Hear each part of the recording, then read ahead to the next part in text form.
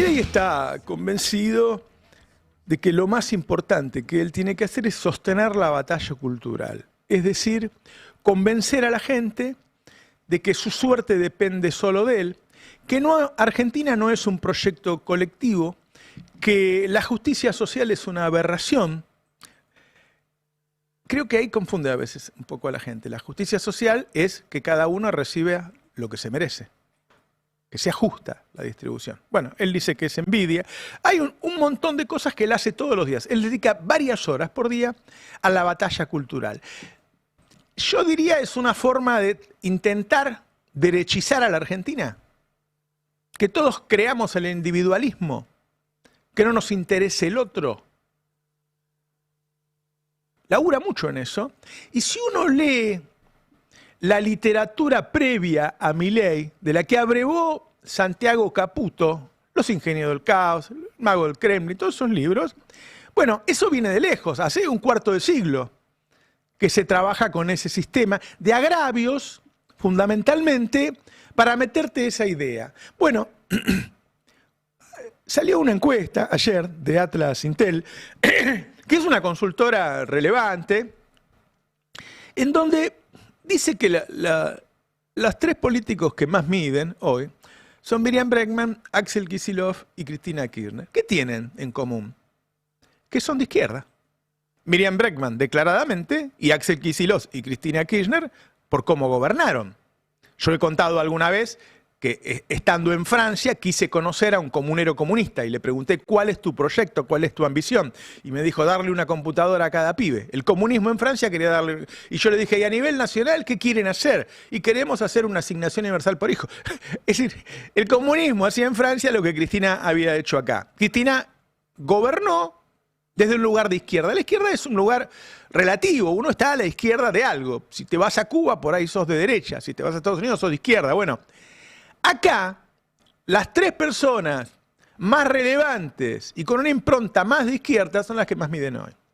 Uno podría decir entonces, Milei perdió la batalla cultural. ¿De qué dependerá que la gente vaya para un lado o para el otro? Tal vez del éxito del gobierno. Si al gobierno le hubiera ido bien y a la gente le hubiera ido bien con esto, por ahí hoy los políticos que estarían arriba serían los de derecha, como lo estaban hasta hace 6 meses. Hace 6 meses vos mirabas las encuestas y estaba Milei, Bullrich, qué sé yo, o menos. Bueno, hoy cambió. Entonces, hay varias lecturas ahí. Una, ¿viste los peronistas que dicen, no, el peronismo si va con uno de izquierda, perdió, ¿eh? Perdió, acá la gente, si no haces un acto de fe con el equilibrio fiscal, quedás afuera. Quizá no. Quizá la gente no ve las cosas como lo ven los dirigentes. En principio, en una encuesta extensa de una consultora relevante que no está casada con ninguno de ellos, los que más miden son de izquierda, no son de derecha. No tienen como principio religioso el equilibrio fiscal. El principio religioso de ellos, en todo caso, sería la justicia social. ¿Perdió la batalla cultural Adorni? Bueno, seguramente la está perdiendo porque a la gente le va mal. Entonces vuelve a mirar hacia el otro lado. Guarda cuando elijan candidatos, guarda con la gente que está acostumbrada a poner el dedo sobre gente de derecha, porque por ahí no está buscando eso. Y te equivocás y gana Miriam Bregman. Ayer Adorni va al Congreso. Va al Congreso a dar explicaciones de por qué cambió un departamento de un barrio de Caballito a otro, o por qué cambió una camioneta modelo 2010 por una 2015, o por qué fue a Río de Janeiro, qué sé yo, cosas que generalmente no se le piden a ningún político. Indudablemente, ¿por qué? Bueno, porque mintieron con los ingresos, porque Adorni no gana 3 millones de pesos por mes, gana mucho más, tiene sobresueldos, qué sé yo, y porque rompe el relato, y fundamentalmente porque está mal la economía. Varias cosas para decir. ¿Por qué fue todo el gabinete? No tenían nada que hacer ayer. Era un día tranquilo, el país estaba todo bien. El ministro de Economía no tenía ninguna reunión, no tenía que ocuparse de que mejore la economía. El de Salud no tenía algún problemita que están faltando vacunas. Se tomó la tarde el gabinete de Milei. No lo escuché ese apunte. Es decir, qué raro, ¿no? Después, Milei va a defender a una persona que claramente cometió actos ilícitos con todo su gabinete. Pone todo el poder del Estado para defender a una persona que ha hecho actos de corrupción. Adelante de todos, lo hace. ¿Qué nos está diciendo cuando además insulta y llama chorros a los periodistas? Nos está diciendo, a mí no me importa el periodismo, no me importan los jueces, el que mando soy yo. Es decir, es una forma de cagarse en la democracia, si se quiere. Es decir, mira, Milei está diciendo, yo sé que ustedes no tienen ninguna duda de que este tipo es un corrupto. Y yo voy a decir que no, porque soy el presidente y mando yo. Guarda con ese rasgo porque uno no sabe hasta dónde lo puede llevar el presidente, ¿no? Y lo otro, yo lo manifestaba recién, la hipocresía del discurso de los medios de comunicación que han sembrado parte de la Argentina con Raúles y Mabeles, que le enseñaron a la gente que el funcionario virtuoso es el que gana poco, o el que dona su sueldo. Entonces los tipos ponen esos sueldos de miseria, que no te alcanzan para nada, y cualquier gasto es mirado con lupa, cuando en realidad, obviamente, ganan mucho más.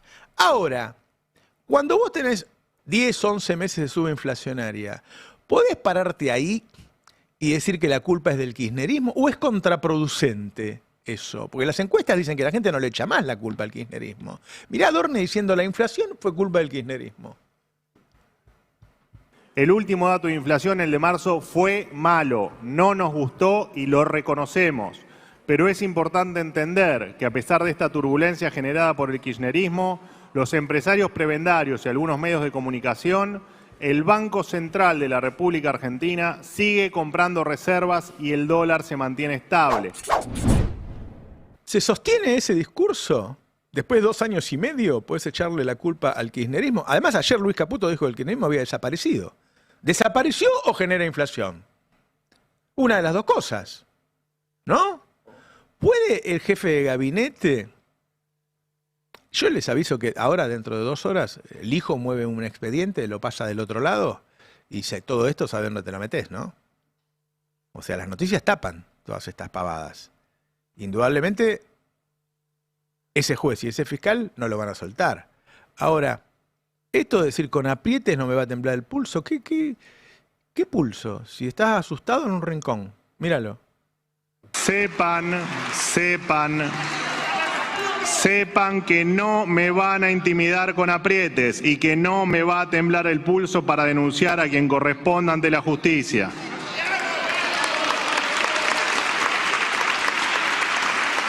Bueno, alguno dice que esto en realidad era un mensaje para un compañero del gabinete, ¿no? Porque es raro, él es el denunciado, no es el que va a denunciar, ¿no? Él dice en este párrafo que voy a poner que las explicaciones se las va a dar a la justicia. Yo diría que nos retiremos todos los periodistas entonces, porque si nosotros no podemos saber qué es lo que hace el jefe de gabinete y solamente cuando haya un fallo judicial, que puede tardar 10, 15 años, la sociedad puede saberlo, ¿qué sentido tiene? Quiero decir, lo que no entiendo es para qué vas al Congreso a decir esas cosas que son tan obvias que parece ridículo que las contradigas. Míralo. He dado las explicaciones que tengo que dar ante la sociedad y lo haré, si llegara el caso, ante la justicia. Pero no voy a aceptar injurias. No voy a aceptar injurias de quienes sumieron al país en la pobreza más extrema e hicieron de la defraudación al Estado una verdadera profesión. Ustedes no tienen derecho a pedirle explicaciones judiciales a nadie. Vos sabés que ese de que el kirchnerismo no tiene derecho, a cualquier hora que pones TN se repite. Eso es un discurso que está bajado desde el poder más alto. Bueno, estamos mal con este gobierno, pero el kirchnerismo no tiene derecho a cuestionarlo.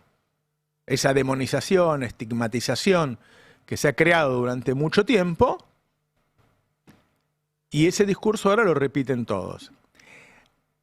Hay un diputado que le complicó la vida ahí, que fue Tailade, que no sabemos cómo consiguió tanta información, pero que le hizo preguntas que claramente...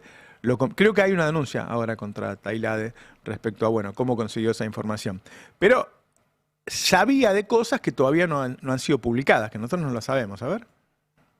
6 meses antes de su viaje a Aruba, con todo su grupo familiar, en diciembre del 2024, en el que tuvo gastos por más de $15.000, según la investigación, realizó otros, 6 meses antes de eso, realizó otros 2 viajes familiares similares. Uno en junio a Bariloche, con estadía en el Yao Yao, un hotel de 5 estrellas reconocido, por cuya estadía solamente se pagaron $6.000, sin contar traslados ni comidas. Y el otro viaje familiar a Río de Janeiro, 11 días. Lindo, Río. Además, su esposa, señor jefe de gabinete, en 2024, estamos hablando de 2024, se fue 5 días a Chapelco, en septiembre. Todo fue pagado cash. Todos los viajes que estoy dando cuenta fueron pagados cash. Entonces, evidentemente no son los 4 días de vacaciones que le mintió en la cara a Majul, sino que fueron 35 días de vacaciones VIP en 6 meses, solamente en 2024. Es muy fuerte el dato, ¿no? Jefe de gabinete, piensa, en 2024 es cuando asumió. Asumió el 10 de diciembre del 23.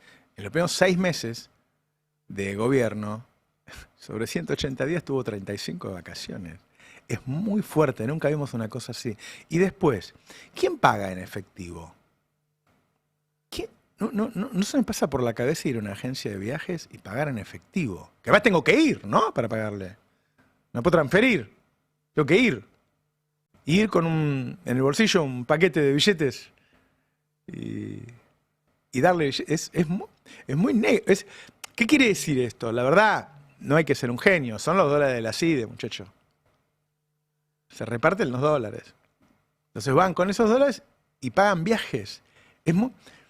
Hay tanta torpeza en el hecho, más allá de que no les gusta laburar, digo, se las pasan de vacaciones y qué sé yo. Hay tanta torpeza en el hecho que queda al descubierto. Es decir, pagás en efectivo. Es muy fuerte.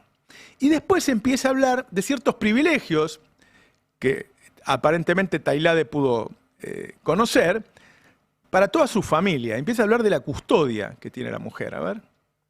Usted sabe que su esposa, desde el mismo momento en que usted asumió la vocería, tiene custodia policial. Tiene un auto oficial, un Ford Focus en aquel momento, y 3 equipos que cumplen el servicio de custodia. El régimen de trabajo es de 24 por 48 horas. Es decir, son 6 personas, Policía Federal, que la llevan, se ocupan de la custodia de su esposa. Ahora, el tema es que su esposa usa esta custodia para ir a la manicura, para llevar a sus hijos al colegio o para ir reiteradas veces a la fernetería, un bar de moda que está en la calle Serrano, en el barrio de Palermo. A las 4 de la mañana la policía la tiene que esperar y volver a traer a su casa. Entonces le pregunto, ¿qué riesgos reales o qué amenazas sufrió su esposa Bettina Julieta Angeletti o su grupo familiar para que le asignaran una custodia que estamos pagando todos los argentinos hace 2 años? ¿Y para qué la custodia? Para que la lleve a la fernetería con sus amigas a tomar unas copas y la devuelva a las 4 de la mañana. Bueno, más allá del nivel de detalle que ha conseguido Tailade, no sé dónde sacó esa información, la verdad que es parte de la ruptura del relato. Es decir, bueno, vos sos austero y le pones un sistema de guardaespaldas así a tu mujer, que como dice Tailade, que sepamos no ha recibido una amenaza que amerite ese cuidado. Cuando Adorni fue al Yao Yao, un testigo nos dijo a nosotros que había visto 10 custodios distintos. Se había empezado a prestar atención y eran 10. Claro, viste que los custodios no pueden trabajar 24 horas por día. Entonces vos viajás y llevás 2 o 3 turnos de custodio. Ahora, era el vocero, ni siquiera era el jefe de gabinete. Era el vocero. Yo nunca vi eso. Tampoco vi jamás una guardia de seguridad como la que tiene el presidente de la Nación, ¿no? Que es del nivel de la de Trump. Todo eso es guita. Todos son privilegios. ante un gobierno que hablaba de la casta. Y resulta que a la mujer de Adorni la llevan a un bar, creo que quiso decir, ¿no? A tomar algo. Un grupo de guardaespaldas. ¿Quién la conoce a la mujer? O sea, ¿por qué corre peligro? ¿Quién la conoce? Yo la veo por la calle, no sé quién es la mujer de Adorni. ¿Por qué corre peligro? No entiendo, la verdad. Dice, hay una nota del EPO, ¿no? Karina le puso custodia a Adorni y su esposa la usaba para ir a los bares. ¿Qué sé yo? Es raro todo eso, es raro. Quiero ir a lo que pasaba afuera, porque ahí es donde está el contraste.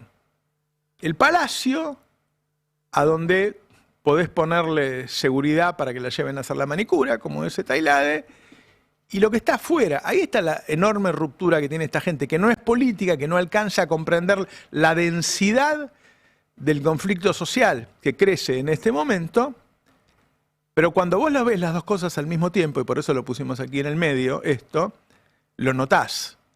Mira lo que estaba pasando afuera. Nosotras somos cocineras que hacemos magia para llenar la olla y para darle comer a nuestra familia y a nuestra comunidad, a nuestro barrio entero.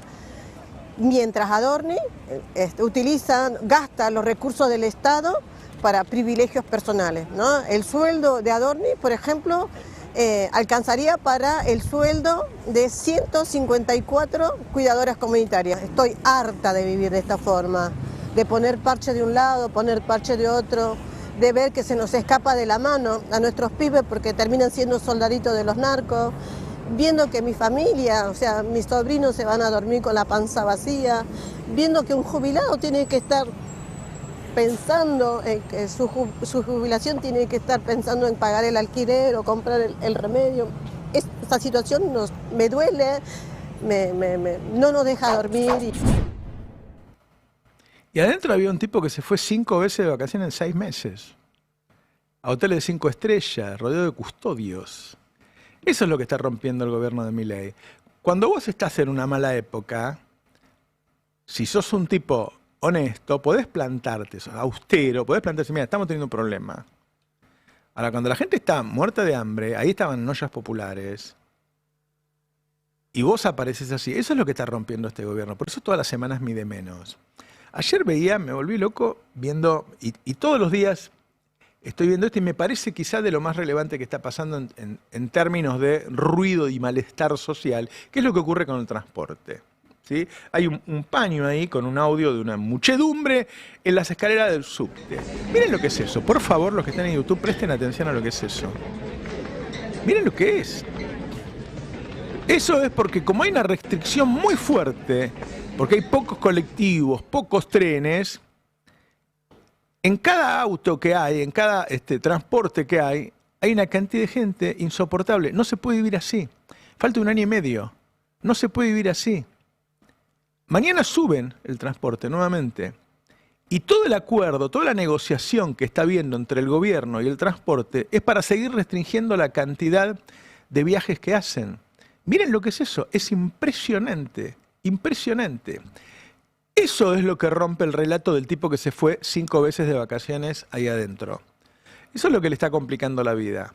El enorme malestar de una sociedad que vive en la escasez frente a ese jolgorio, digamos, de la vida de Adorni. Tiempo argentino, el 83% de los argentinos que se endeudó lo hizo para comer. Nunca he visto esto, ¿eh? Nunca he visto. El 83% de los que pidieron plata se endeudan con la tarjeta generalmente, es para comer. ¿Para qué te endeudás vos? Bueno, para cambiar el televisor, para comprar una bicicleta al pibe, en todo caso hasta una pilcha, para irte de vacaciones, para comer. Acá no hay ninguna otra encuesta que tenga sentido una vez que viste esto. La inflación.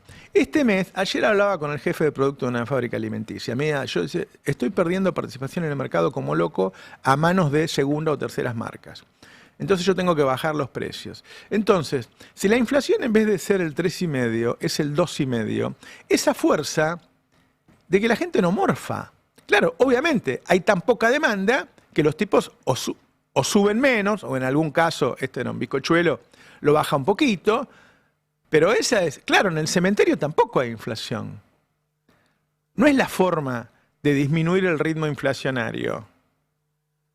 Hay una nota hace Rodrigo Núñez ayer en el Destape que me parece muy esclarecedora. Dice, con el bono congelado los jubilados compran 20% menos de medicamentos. ¿Qué es comprar 20% menos de medicamentos? ¿Qué tomo la pastilla un día sí, un día no?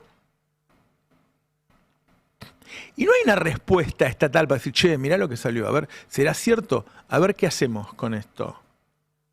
Ayer Bloomberg, cuando Luis Caputo dice, ¿por qué los mercados están mal? Yo ya hice todo. Y Bloomberg dice, crece la preocupación en el mercado de que los argentinos se estén cansando de las reformas de Milei. Es decir, el mercado está diciendo, esto a nosotros nos parece bien, porque todo lo que ahorren para pagarnos la deuda nos parece fantástico, pero nos damos cuenta que no es sostenible. Claro, no es sostenible porque la gente no puede tomar un colectivo, no puede morfar, hay ollas populares. Es decir, hay un momento en que esta mentira que vos armaste no se sostiene más. ¿Y no sostiene dónde? Bueno, los tipos que te estaban sosteniendo. Viste que hay una comparación entre el consumo popular y el consumo total del país. Dice, bueno, el consumo total subió. ¿Por qué? Bueno, porque cuando vos gastás más plata para pagar el gas, aparece como que creció eso. Cuando gastás más plata para pagar la electricidad, parece como que vos decís, gasto lo mismo o menos. Sí, bueno, pero como pusiste más plata, aparece como un crecimiento del consumo para los números. Viste qué raro cómo se arman los números, ¿no? Después hay otra gente que viajaba mucho al exterior o compraba muchos autos. Bueno, esa gente empieza a ser afectada también. Ayer, no recuerdo el nombre de pila, Alonso me ponen acá, pero es muy conocido el periodista Alonso en términos de Horacio Alonso, en términos de industria automotriz, decía, están en una situación de quiebra las concesionarias de autos. De quiebra. Quiere decir que aún esos sectores que parecían favorecidos están cayendo. ¿Por qué? Porque no se sostiene una pirámide donde la base está rota. No se sostiene. ¿Viste esa ilusión que tienen los mega ricos del mundo de que ellos van a producir todo entre 5 tipos y nos van a tirar unas limosnas a todos y así va a funcionar el mundo?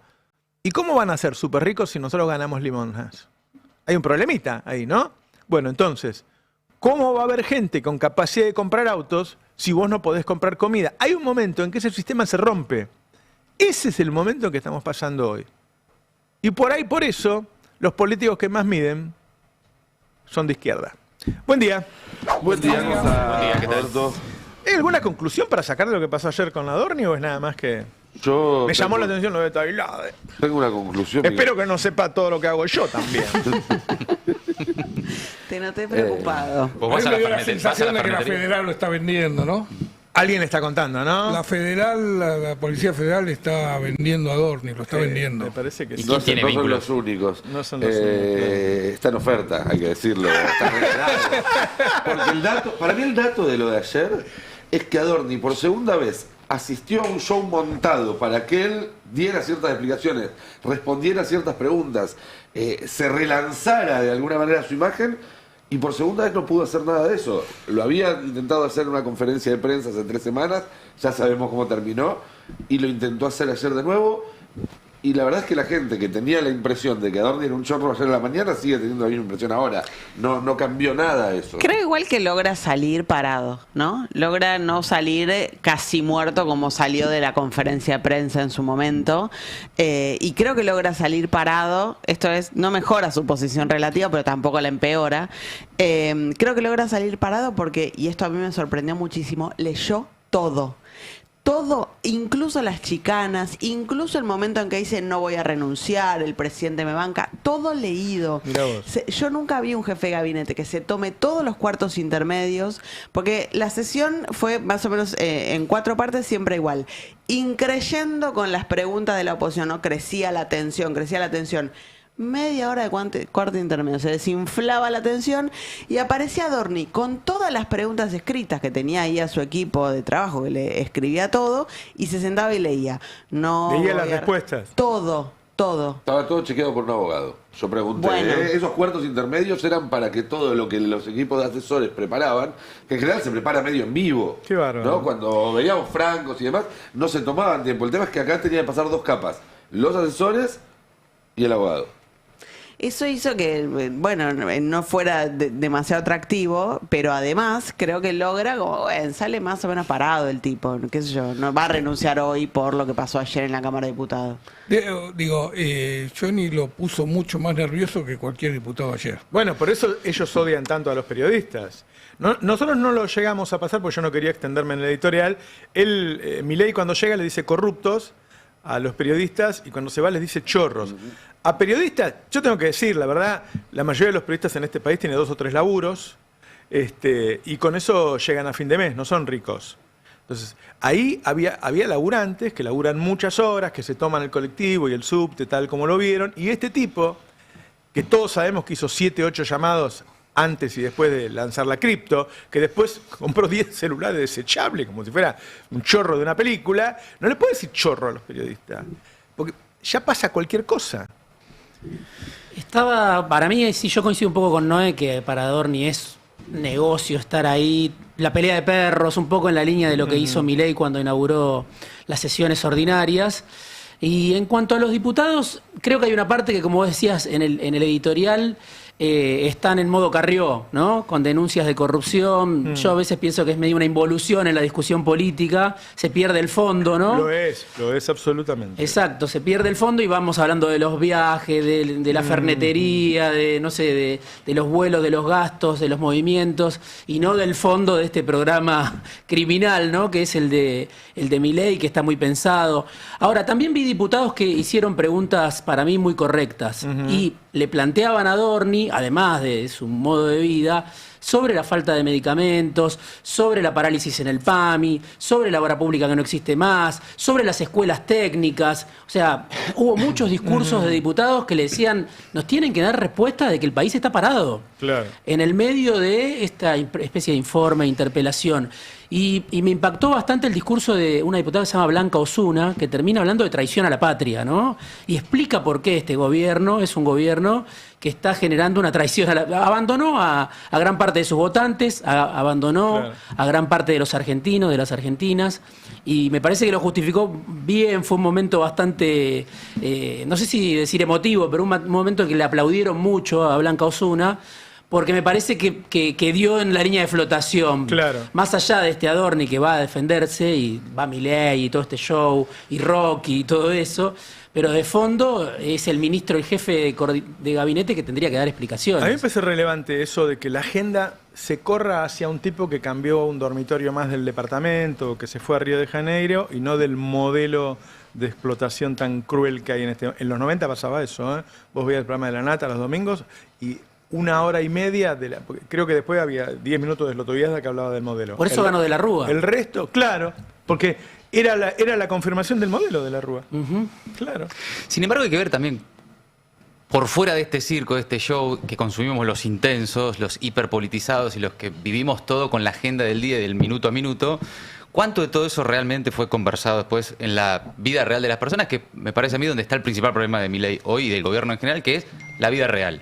El que a esa hora se estaba tomando un bondi, un tren, o estaba siendo víctima de un asalto y lo que sea, posiblemente ni se haya enterado. Y si se enteró, no solo no le corrió el eje, no le cambió la agenda o no distrajo de los problemas reales, sino que por el contrario profundiza el estado de crisis del gobierno, porque el contraste es brutal. Ahora, la gente se enojó por eso.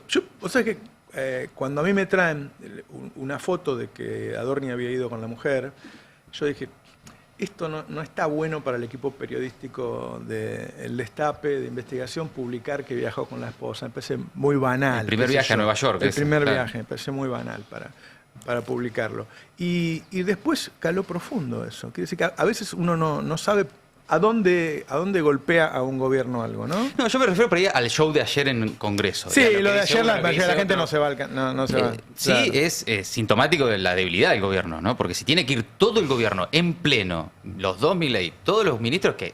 Además de un ministro le preguntabas ahí y che, tenés ganas de estar acá, y muy probablemente dice, no, esto es un garrón. seguramente Por eso no Eh, fueron por antes esos ministros, claro. como Mario Lugones, como Luis Que Caputo. le destacaban mucho, ¿no? Por fin vino el ministro de Economía al Congreso, por fin Claro, vino el ministro de claro. Salud al No, Congreso. digo bueno. porque a veces sobreestimamos las capacidades de los ingenieros del caos y los magos del Kremlin, algo que nos pasaba mucho también con Marcos Peña durante el macrismo, que hacían una pelotudez y todos decíamos, no, esto está pensado, la ingeniería comunicacional hace que la conversación pública y bla, y vos después ves que, en definitiva, a veces también cometen errores, también son burros, también son bastante brutos, y lo de ayer posiblemente, más allá de lo que el gobierno consideraba que podía lograr con esa puesta en escena, haya sido un error político, porque además te entregaste a Comodoro Pi. Está todo el gobierno diciendo, sí, a partir de ahora, esto es tuyo. Hay algo también ahí, porque es la segunda vez que Adorni dice las explicaciones que tenga que dar las daré en la justicia.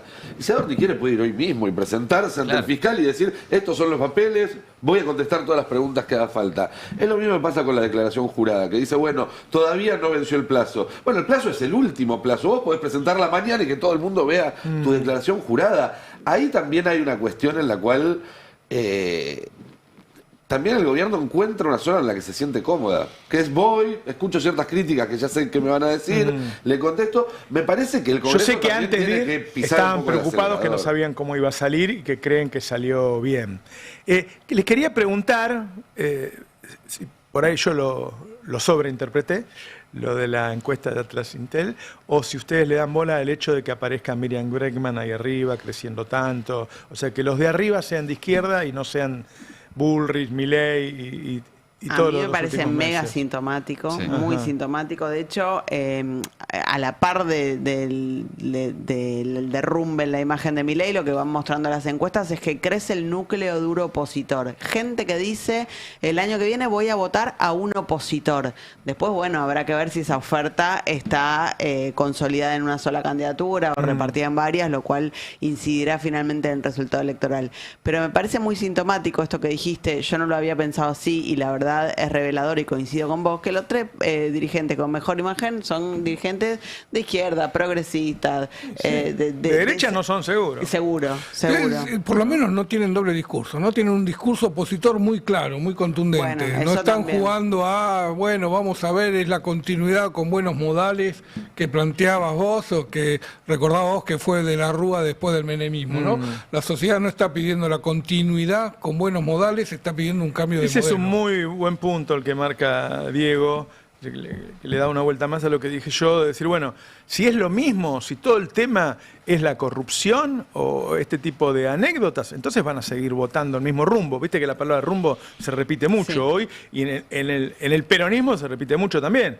Aparentemente todo el tema es el equilibrio fiscal, ¿no? Ahora todos los argentinos tenemos que ser fanáticos del equilibrio fiscal. Yo digo, cuando fue el Tratado de Maastricht, cuando crean la moneda única en la Unión Europea, Alemania mira y dice, che, vos Francia tenés un déficit fiscal de 5 puntos hace 25 años. Vos Italia tenés un déficit fiscal de 6 puntos hace 30. Bajen al 3, por favor. Yo estoy en el 2,7, ¿eh? O sea, no había ningún país en Europa que no tuviera déficit fiscal. Y ahora resulta que todos los argentinos, viste que gente repite y no sabe qué mierda es el déficit fiscal. Y toda la única propuesta de la Rúa, es fantástico que hayas nombrado de la Rúa, la única propuesta de la Rúa era el 1 a 1. No se le caía otra cosa. La única idea, ¿por qué? Porque había calado. Los spots, aparte, tenían que ver con la corrupción, los spots de la alianza. Claro, la alianza UCR-Frepaso, claro. ¿no? Porque también estaba el Frepaso ahí, Claro. que después quedó perdido en el tiempo, pero había muchos sectores del peronismo ahí también. La Nata, que yo lo veía porque era muy simpático, la Nata para ver el programa, y estaban todos, qué sé yo, la verdad, estaba Teneman, Sloto, estaba Berbisky, qué sé yo, y vos lo veías, pero el programa duraba 2 horas y 1 hora 40 era sobre esas cosas. Que corría la Ferrari, que se afanaba esto, qué sé yo, y no estaban discutiendo el modelo. Y finalmente, claro, el modelo siguió. El O sea, que que cuestionaba ayer una era declaración- Lotoviazda, ¿no? El que Los podía- 10 minutos de Lotoviazda, él se metía en el núcleo del modelo. Sí. Claro. Ayer una declaración de Horacio Rosati, el presidente de la Corte Suprema de Justicia, que habló ante empresarios en el EFI, que le dice, bueno, la Constitución dice que el Congreso tiene que controlar al Banco Central y que el Banco Central tiene que defender el valor del peso, y defender el valor del peso es no emitir más de las reservas que se tienen. Digo, y lo que me quedó la sensación es que Rosati le estaba avisando a los empresarios que el próximo gobierno iba a tener las manos atadas. Que si ellos querían, la justicia le ataba las manos al próximo gobierno ya diciéndole vos no podés usar la política monetaria para desarrollar un plan Bueno, eso económico. lo soluciono fácil. Creo un impuesto y la recaudo la plata. Sí. Igual hay algo... Porque acá se habla del equilibrio y no se habla de quién va a poner la plata. Bueno, por eso... Yo puedo tener equilibrio fiscal. Pero Listo. tampoco podemos convalidar de que el modelo peruano No, llegue no. a ese nivel donde Claro. el presidente del Banco Central o el presidente de la Claro. Corte son los que van a gobernar este Sí, país. sin Pero duda, ahí hay sin dos duda. discusiones distintas. Una, que la discusión central es sobre el nivel de gasto y no sobre el superávit o el déficit, que es algo que se puede ir moviendo operativamente, ¿no? El tema Claro. es si un Estado va a gastar 25, 30, 35, 40... Eso es lo que les porque importa si gasta realmente. 25 solo puede mantener a la policía y ciertos, digamos, subsidios para que el capitalismo funcione de manera virtuosa. Si gasta 30, 35, 40, ahí le puedes empezar a poner salud, le puedes empezar a... Pero Además, el nivel del gasto es el nivel del tamaño. No es lo mismo tener un Estado que participa en el 50% del PBI y es poderoso, o un Estado chiquitito y ellos se quedan con el 80% del PBI. Pero hay un Eso es lo que está en segundo disputa en punto Argentina. que para mí es clave y está en lo que dijo ayer Rosati, está también en la deuda, está también, que es la restricción de los espacios de decisión democráticos. Hay una nota que salió ayer en Infobae a Diego Chaer, que es el zar de las privatizaciones, lo tenemos en la placa 1, la traje para comentarlo brevemente, porque él dice claramente, nuestro objetivo no es solo privatizar, es privatizar y que si el próximo gobierno quiere dar marcha atrás le salga muy caro o le resulte imposible. Claro. Entonces está Tremendo, diciendo, pero más allá digo, de lo tremendo que es el Sí. punto concreto. No, pero el con estas símbolo es que privatizaciones, no quieren Estado. no quieren democracia. No quieren Estado, No claro. importa qué vote el pueblo argentino el año que viene, en 3 años o en 5, la idea de este gobierno es clausurar una serie de cuestiones para que queden fuera del ámbito Ahora, de la decisión los chinos, democrática. que son una máquina de sacar pobres y pasarlo a la clase media, tienen un Estado que es más del 50% del PBI. Y en la otra parte, donde están, que también hay súper ricos y qué sé yo, cuando vas a ver el directorio de cada una de las grandes empresas privadas del China, ¿qué tienen en el directorio? Gente del Partido Comunista Chino. Es decir, no solo que el Estado participa en más del 50% del PBI, por lo tanto tiene que cobrar impuestos altos, sino que se involucra también en las decisiones de los privados, que es lo que quiso hacer Cristina acá, cuando estatiza las FJP y deja directores en todos lados. Debo decir que algunos se llevaban demasiado bien con los dueños. Consiguieron con chavos Pero también. fíjate- Pero esa era la idea, que la política, que el pueblo, en definitiva, participe en todas las decisiones de producción. Sí, pero además fíjate, Roberto, ¿para qué participan? Mal no le va a los Con- chinos, digo, ¿no? ¿Con qué rol?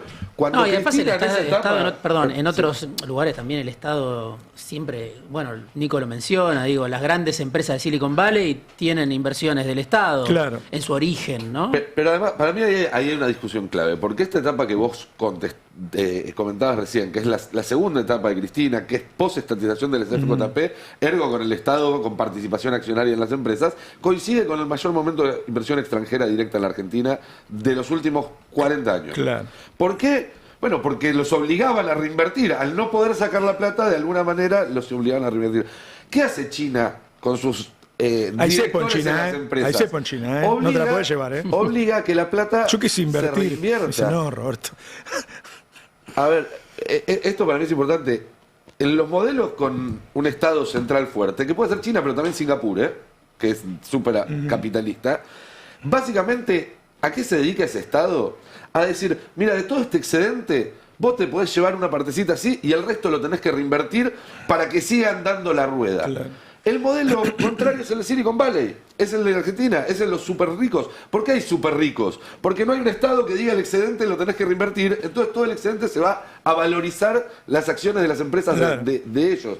Entonces, me parece que la clave es eso, es discutir qué va a pasar con el excedente que produce el país. Y ahí me parece que también hay una explicación a este cambio en las encuestas. Ahora, la gente está diciendo, quiero un gobierno que se meta en la decisión de las empresas y los obliga a trabajar En para el país, fondo, no a solo trazo para las grueso, está empresas. comprendiendo que así no funciona. La gran novedad de todas democracia maneras me parece más? que es Miriam Bregman, ¿no? En esa encuesta. Sí, sí, Está sin naturalizado ya a esta altura Sí, de sí. que Miriam Bregman mida Muy 46 bien. puntos de imagen positiva. Incluso pero- mejor que el resto de la dirigente de Sí, izquierda, ¿no? También. porque sí, claro, por eso digo, pero hace un año nos hubiera parecido capaz un chiste que creciera tanto tanto a este nivel, si bien era ya muy respetada. Entonces, digo, Kicillof es una cosa, sabemos, gobernador, candidato a presidente, Cristina es otra, 2 veces presidenta. Bueno, la novedad ahí me parece que es Miriam Bregman, y yo lo que pienso con respecto a eso es que cuando Milei crecía, había sectores del peronismo que decían, necesitamos un Milei peronista. ¿No? O sea, había corrido el eje de la discusión tan a la derecha que un montón de sectores del heterogéneo universo del peronismo decían tenemos que tener nuestro propio Milei, o más o menos traerlo a Milei. Y con Miriam Bregman no sé si pasa lo mismo, ¿no? De la misma manera que no pasa lo mismo en los actores de poder, que en algún momento se tentaron con financiarlo y lo financiaron a Milei para ver qué pasaba. Sí. Actores de poder político, empresario, y ahora ninguno se tienta con financiar a Miriam Bregman porque realmente representa, me parece, un riesgo. De hecho, lo que hay es interesante para analizarla, ¿no? Porque además es austera, sencilla. Y cercana, viste que le pedimos a la política que sea cercana. Vos en cualquier protesta de la que sea, vas a ver que están los dirigentes de izquierda ahí. Vos vas, está Miriam Bregman, pero también están Nicolás del Caño, que son del PTS, pero también están los del Partido Obrero. Vos vas a FATE y están ahí los del Partido Obrero. Vas a la calle y están ahí. Y además hay una agenda que se suponía que era piantavoto. Está bien, es difícil trasladar imagen positiva a votos. Vamos a ver. Ahora, derecho de los trabajadores, la vida real de las personas, ambientalismo, feminismo. Decir que en Gaza hay un genocidio, que se suponía que eso no hay que decirlo, porque y ahí está primera en las encuestas, no es tan piantavotos a veces una agenda que del otro lado, por lo general, incluso los sectores populares te dicen no, con eso no, porque hay que ver. Sí, hay un sector de la sociedad que es muy sensible. Bueno, tenés una agenda clara, le metés para adelante, sin importar lo que te digan, y te puede dar resultados o no, pero hay ahí en lo genuino de esa forma de hacer política, evidentemente por lo menos una aceptación de un sector importante de la sociedad. Hay un libro de Nicolás Tereshchuk que salió hace poquito que se llama Progres del Mundo Unidos. Y analiza cómo hizo Mamdani para que le vaya bien, cómo hizo Lula para que le vaya bien, cómo hizo el otro, qué sé yo, para buscar en realidad algún tipo de receta para la Argentina. Y nitidez ideológica es uno de los primeros puntos. Nitidez ideológica y cercanía. Te hablan de los problemas que te pasan a vos, te hablan del laburo, te hablan del alquiler, te hablan de que la guita no alcanza, va los miércoles los jubilados y están ahí. Entonces vos empezás a decir, che, mirá, la verdad, entre las discusiones ideológicas, superestructurales, hay gente que por lo menos está poniendo el cuerpo. Y eso empieza a tener un resultado. Contrasta plenamente con este candidato que están queriendo construir ahora, que es Dante Gebel, el otro día lo de Novarecio, todo era no sé. ¿Estás con Cristina o con Milei? No sé. ¿Estás a favor o en contra del aborto? No sé. Bueno, entonces... Y a mí me da la impresión, no sé, que va a pagar la austeridad también, ¿no? Que la gente va a querer un poco de austeridad. Y austeridad no impostada. No que me vendas austeridad, pero sé que vivís en un barrio privado. Los más grandes se acordarán. Antes de la crisis de 2001, hubo un momento donde la noticia era que Luis Zamora era el dirigente con mejor imagen positiva de la Argentina. Eso después no se daba en colectivo. Votos, esto no significa que hizo una muy buena elección en esa época, pero antes del estallido. Metió diputados que duraron bastante tiempo después. Fue un proceso en el cual la izquierda creció en representación parlamentaria. Pero a lo que voy es, se buscan muchos paralelismos con la crisis, y a mí esta encuesta me hizo acordar a aquellas otras que decían Zamora. Y de Zamora se decía lo mismo, eran sus propuestas, pero también era un tipo que iba en subte al Congreso. Es decir, cuando hay mucha crisis, se aprecia cuando se ve genuinamente que un dirigente no es distinto o no cambia sus hábitos cuando llega a la varias las encuestas, además, ¿no? Ahí volvemos a Adorni, ¿no?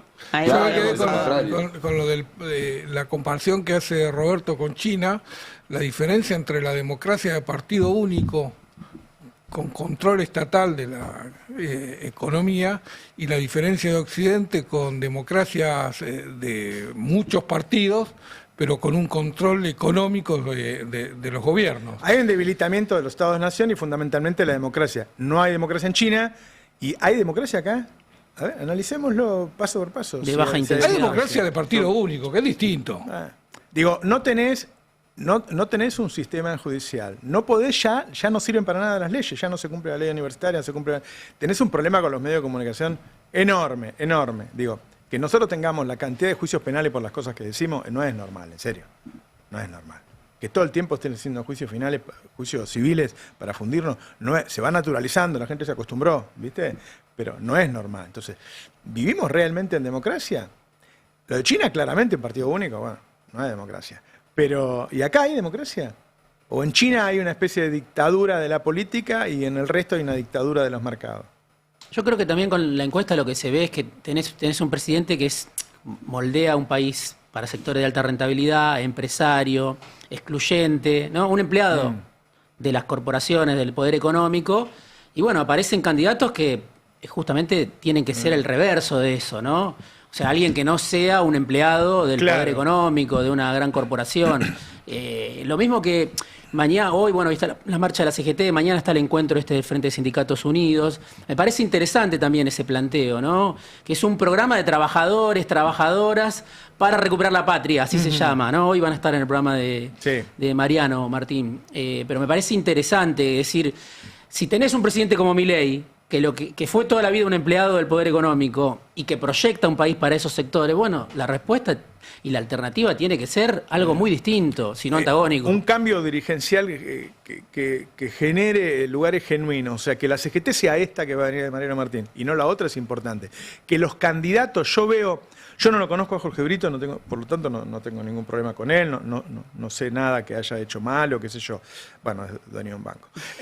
Pero... ya eso, bueno. Pero cuando a mí me viene a decir, no, el candidato del peronismo tiene que ser racional, tiene que ser Brito. Yo, pero ¿cómo el campo popular va a votar un banquero? No. Un millonario que vive en California. Que sabe todo el nombre de los peones. Pues me lo dijeron así, mirá que Macanudo sabe el nombre de los peones. Hay un tema ahí, ¿no? Pero te lo explican, no con cinismo, gente convencida, porque el que me lo explica tampoco es una persona que me cae mal, gente convencida de que lo necesario es eso, y no parece que la gente esté pensando eso. No parece. Y a mí, la verdad... No está Brito en la encuesta. Por ahora no está en la encuesta. No está en la encuesta. No, pero además, en todo caso, Brito tiene todo el derecho del mundo a querer ser candidato. Sí, sí. El tema es que no representa lo que históricamente representó el peronismo. Y si Brito fuera el candidato del sello PJ, estoy seguro de que habría un candidato con otro nombre, con otro sello, con otro partido, que va a expresar una postura muy nítida de defensa de los trabajadores. Porque de eso se trata, de defender a los laburantes, que son los que peor la pasaron estos últimos 10 años y quieren recuperar un poquito de lo que perdieron. Ahora, defenderlos e incluirlos en el armado. Porque si no son acuerdos de cúpulas que cada 2 o 4 años te vienen con un algoritmo... Esa discusión está en este momento. ¿Quién va a decidir el candidato? Bueno, claro, pero no se los convoca a los trabajadores a participar de esa discusión. No le tienen confianza, no confían en el pueblo trabajador. Eso, pero me parece que lo estamos viendo desde hace rato. Digo, pensar también que lo que te escuchaba hoy más temprano, de por qué los dirigentes, los funcionarios políticos cobran lo que cobran, poco en comparación con lo que cobran en el sector privado. ¿Por qué no llega a la política gente que cobra menos que un funcionario? ¿Por qué no están? ¿Por qué no los convocan? Porque no están, no son convocados, no son parte de las listas. Salvo la izquierda, por ejemplo. Y algún sector del peronismo. Juan Grabois metió en diputados a una cartonera, metió gente de los barrios populares. Hay emergentes luchadores en este momento. Están los del Garrahan, están las universidades, están los del CONICET. A mí me parece... Claro, a mí me parece que es una lista que pagaría esa lista. Bueno, por ejemplo, tampoco por ahí está sobreestimando las capacidades de la izquierda, pero el año pasado vos veías las listas y había... Che, Matías, no será de izquierda vos, ¿no? En este momento me parece que por ahí, pero vos agarrabas la lista de la izquierda y tenías profesores universitarios, laburantes, obreros, tenías a gente del Garrahan, estaba en las listas. De hecho, Feynman las puteaba después por estar en las listas de Claro. Y el peronismo no la llamó. A nadie. A mí, las dos personas que puso el peronismo como cabeza de lista, me caen bien los dos. Tayana, ¿no? Y el joven en la capital federal. Que Santoro. No. Hagman. Ahora, en ese momento era cantado que vos tenías que poner a esos emergentes. Que además todo el mundo los conoce y que en general prácticamente toda la población empatizó con las personas con discapacidad, con los del Garrahan y qué sé yo. Se lo deja fuera. Es que en un punto, si vos querés, qué sé yo, proponerte como un sector de la política que va a defender los derechos de esos trabajadores o de esos sectores de la sociedad agredidos, bueno, va a ser más creíble si además los incorporás. No que vas a decir que los vas a defender, por lo menos tenerlos adentro. Por lo menos empieza a ser más creíble y se cristaliza de otra forma. Creo que es un poco la discusión en la que está metido el peronismo desde, tal vez, no sé, los últimos 15 años, que es rosca versus, nada, política de la calle, ¿no? Y se viene imponiendo la rosca en el peronismo. Creo que Massa, candidato, fue la expresión superlativa de ese sector del peronismo. Y bueno, habrá que ver qué resuelve ahora. O sea, también hay una política profesional que uno tiene que valorizar. Yo recontravaloro Porque a si los políticos solo van a profesionales. ser candidatos o si solo vamos a creer que pueden representar a los trabajadores quienes de alguna manera son víctimas de una política, dejamos afuera la política profesional. No lo sabemos porque nunca se intentó. Yo los recontravaloro, de hecho yo estoy a favor de la reelección indefinida en el Congreso. Me parece que un legislador, cuantos más años tenga dentro del Congreso, va a ser mejor legislador. Valoro a los Carrillo, Pichetto, Graciela Camaño de ese perfil. Pero lo que digo es que hay algo que tiene que ver con que solo llega el rosquero, con que solo en la lista termina el que sabe rosquear mejor y que te termina perjudicando en la representación. Con el candidato a presidente está pasando claramente, digo. La cantidad de gente que está desesperada porque Kicillof no llegue. Bueno. Y la verdad, yo estoy convencido de que lo que más molesta de Kicillof es que es honesto de verdad. Y es muy jodido cuando el honesto llega a presidente, porque ahí se rompen un montón de cosas. Entonces genera muchos enemigos, Bueno, Kicillof tiene ministro de Trabajo a un tipo que viene de un sindicato y que trabajó, que es Walter Correa. Sí, sí. Qué sé yo, puede ser una forma, ¿no? Está bien, yo banco la profesionalización de la política, pero hace 30 años que son todos abogados en la política. O contadores.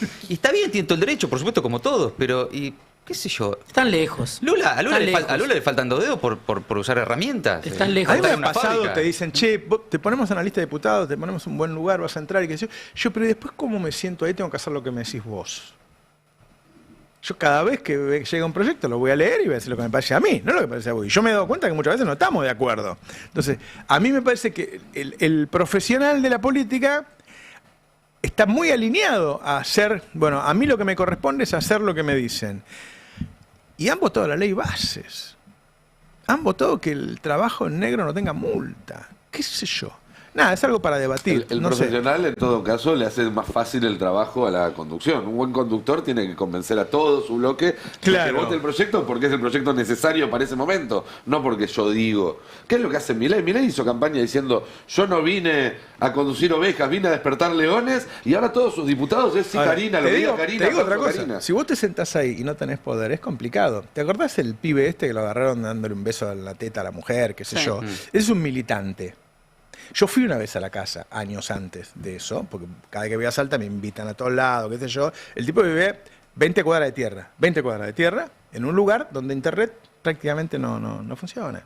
¿Viste? Vos estás ahí, estás con el celular, te pones así, qué sé yo, y al final lo enganchás. Ahora, el tipo, vos lo ves, atendía comedores, qué sé yo, o sea, era un militante. Llegó ahí porque entró en la lista, porque uno se bajó, el otro, no sé, había una casualidad, y él que lo ponían como número 3, llegó, y a la primera se lo sacaron de encima. Entonces, guarda con ese tema de que vos llegás y no tenés padrino también. La política es muy complicada. Muy complicada. Che, hablemos un poquito de CGT, organizaciones sociales. Una olla popular ayer mientras estaba hablando Adorni, ¿no? En el mismo momento, mientras hablaba Adorni en la Cámara de Diputados, afuera había una olla popular de cocineras y trabajadoras de los comedores comunitarios que reclamaron por la finalización del programa Volver al Trabajo, el antes potenciar trabajo, los mal llamados planes sociales. Finalmente hay novedades sobre eso, y es que la justicia obliga a Sandra Petovelo, otra derrota del Ministerio de Capital Humano, a pagar ese potenciar trabajo de 80 y pico de mil pesos para casi 1 millón de personas. Ayer pregunté en las organizaciones y tienen por lo menos la expectativa de cobrar el 5%. Ahora deberían cobrar los próximos días, La claro. semana que viene. Pero ahí estaban también, más allá de denunciando el impacto en la remuneración directa, las cocineras también se quedan sin aporte jubilatorio, sin el descuento, por ejemplo, para la SUBE, mientras además te aumenta el transporte, sin obra social, todos esos derechos que dependían o dependen todavía directamente del monotributo social asociado al programa, ¿no? Mirá vos, no lo había pensado en eso. Pero bueno, ahí está la derrota también de Petovelo, que ayer además tuvo una movilización de intendentes que le fueron a reclamar ahí por los fondos para los comedores en las escuelas, que anunció que va a depositar los montos del programa Volver al Trabajo y que, bueno, esa decisión obligada por la justicia representan unos 72.000 millones de pesos. El Ministerio de Capital Humano de todas formas ya apeló el fallo, la historia no está cerrada. El gobierno claramente se quiere cargar este sector, y el presupuesto que representa también, pero el pago que corresponde a casi 1 millón de personas debería ser transferido la semana que viene. Importante esto para algo también de lo que hemos hablado, no solo para los beneficiarios directos, sino para lo que eso representa en la economía de esos barrios, desde la compra de las garrafas hasta, bueno, la polenta de los comedores, Claro, etcétera. o las deudas. ¿No? Y las deudas, ¿no? Fundamentalmente. Dice que el almacenero te fía porque sabe que vos vas a cobrar eso los primeros días del mes y le vas a pagar. Sí, y la idea del gobierno no es ahorrarse esos pesos, ¿eh? La idea del gobierno es darle esa plata a las empresas. Sí. Es decir, darle esa plata a las empresas para que te capaciten. McDonald's, por ejemplo. Claro. Entonces vos vas a tener a la fábrica de pintura recibiendo esa plata de la empresa para que te enseñe a Eso vos te a debe pintar. convencer McDonald's, porque a Alberto también le habían venido a vender algo Sí, así. y Macri también. ¿Viste? Sí, sí. Debe ser McDonald's. Cuando asumís dice, vengo por lo de los vouchers. Tiene un speech muy que cala. Por alguna le debe dar una hamburguesa de coima, no sé. Bueno, y mientras tanto hoy moviliza la CGT, marcha efeméride, ¿no? Por el Día del Trabajador, este 1 de mayo. No es una marcha Claro, convocada específicamente así es. por la situación laboral, social. Tiene que ver con la fecha de mañana, pero ahí van a estar todas las organizaciones sindicales, seguramente con una Plaza de Mayo llena. El sindicalismo organizado moviliza, convoca, con la adhesión también de las organizaciones sociales, de la Unión de Trabajadores de la Economía Popular, una misa en homenaje y recuerdo del Papa Francisco, un año de su fallecimiento, un documento que se titula El trabajo es con derechos o es esclavo, un documento que le apunta especialmente no solo a la reforma laboral, sino a la caída en la actividad económica, a la caída en el consumo y fundamentalmente también a un tema del que venimos hablando, que recién Diego hacía mención también, al endeudamiento de los trabajadores hoy en la Argentina, que está en niveles dramáticos, esto lo venimos charlando también, pero uno de los datos más duros que incluye el documento de esta tarde es justamente ese, el de la inflación. También habla de la inflación de bolsillo. Van a conversar un poco al respecto de la inflación de verdad y la inflación del INDEC. Claro. ¿No? Apuntando ahí, sobre todo en las discusiones paritarias que ya existen y que se vienen en estos días. Jorge Sola, uno de los secretarios generales de la CGT, dijo que dijo, hacia una medida de fuerza mucho más fuerte. No, la idea de un paro es imposible descartarla, pero casi que por deporte, no la descartan. De todas formas, dicen que lo que más les interesa es mostrar el malestar social. Viste que siempre hay una discusión al respecto de qué debe hacer la CGT, Sí. si acompañar el humor social, si ponerse al frente, si esperar que el humor social haga lo suyo y después, viste, la CGT, si debe ser vanguardia o no, viste, está como esa discusión siempre. Y A mí no me parece mal que hoy ese malestar tenga alguna forma de organización. Sin dudas, y de hecho ya lo que apunta el otro sector del sindicalismo, que se reúne también este fin de semana, que van a hacer un plenario, el primer plenario nacional del FRESU, del Frente de Sindicatos Unidos, ahí con Abel Furlan, en un predio de la UOM en Pilar, con el aceitero Daniel Jofra, con el estatal Rodolfo Aguiar, distintos sectores del sindicalismo que no coinciden justamente con esa estrategia de la CGT. Camioneros no están, ¿no? Camioneros está ahí, está como lo llaman para algunas actividades y participa, pero no está dentro todavía. Hay una discusión interna que no está saldada. Entre los propios camioneros. Exactamente. Exactamente. Pero se van a reunir este fin de semana más de 1.600 delegados de todo el país, de todos esos sindicatos, proponiendo esto, una convocatoria que lleva como lema unidad, lucha y rebeldía, y que se propone organizar la bronca o organizar el malestar social de alguna manera, que es algo también necesario de lo que venimos hablando. Sí. Ahora, Matías, ¿no te parece que fue muy tibia la convocatoria de la CGT para esta marcha? Me parece, por eso decía, efeméride, Claro, es de almanaque. No, No genera el clima. No. Claro. Es un acto por el 1 de mayo. No es por defender a la CGT, son grandes, se pueden defender solos. La CGT quiso que fuera un acto más grande y no pudo. Querían Sí. que García Cueva oficiara bajó la la iglesia. misa, la iglesia no quiso participar, Sí. quería sumar el apoyo de algunos gobernadores, los gobernadores dijeron paso. ¿Cuántas Entonces también ahí hay una declaraciones cuestión viste en la de... previa? ¿Cuánto debate viste en la previa instando a la sociedad a movilizarse? Yo no vi ni siquiera una conferencia de prensa de la CGT calentándola. A veces Están parece demasiado que fuera tibios. para cumplir. Bueno, es que esta es una efeméride, por eso. Es un acto por el 1 de mayo, no fue un acto convocado o una movilización a Plaza de Mayo para repudiar la... Es una CGT que realmente tampoco tiene peso específico políticamente hablando, ¿no? Si sales a la calle, ¿quién es el líder de la CGT? Nadie sabe ni quién es Cristian Jerónimo, ni nadie. Me parece que, está enmarcado dentro del contexto que estamos atravesando y vuelvo al tema de la rosca. O sea, ¿por qué la CGT no tiene un líder poderoso hoy? bueno, en gran parte por la rosca interna de cuidar este sector, el otro sector, un poquito para Sí, es acá. más una representación sectorial hoy, ¿no? Sí. Que, bueno, también tiene que ver con cómo está conformado el mercado de trabajo y las dificultades de... La industria prácticamente muriendo, Exactamente. obviamente. Y están sobreviviendo como está sobreviviendo la industria, como están Obvio. sobreviviendo los trabajadores, pero bueno, sí, es cierto que en un contexto de crisis uno por ahí supone o espera que los dirigentes del movimiento obrero organizado estén más presentes. Sin embargo, también hay algo que en algún momento han dicho los dirigentes sindicales, ahora no porque un poco cambió el clima, ¿no? Y las encuestas y qué sé yo, pero ¿cuánto hace que ganó Milei una elección? Y también hay una responsabilidad que no es solo de la CGT, es también del resto del sistema político. Digo, ¿qué tiene para decir sobre el universo de los trabajadores al 1 de mayo el peronismo? Bueno, hoy se reúne el peronismo. Bueno, supongo que tendrán también algo para comunicar. No hubo movilización, no hubo acto. Es también hoy un encuentro de rosca y de acuerdos y te de digo algo, documentos. ¿El PJ Nacional se reúne? Sí, se reúne. Porque si no siempre es, perdón, siempre es la CGT. Se le cae a la CGT como responsable. No, ellos cuestionan, la CGT Claro. dice, bueno, los que nos trajeron hasta acá son los políticos del peronismo. Hay Claro, hay ida y debates vuelta. entre ellos, Y hay un punto igual ahí. tensiones. Sí. Pero a veces punto pareciera que en bonaerense lugar a las convoca listas hoy. lo que se discute nada más, ¿no? No es que se discute esto, un modelo de país Claro. pensado desde los laburantes. No es esa tanto la crítica que yo escucho cuando hablo con dirigentes sindicales de la CGT. La crítica al peronismo es, bueno, ellos son los que nos llevaron a la derrota y no nos dan lugar. Pero no es que no nos dan lugar al modelo de país, no nos dan lugar a las listas. Claro, las listas, Entonces sí, sí, es sí. como muy pobre, me parece. Sí.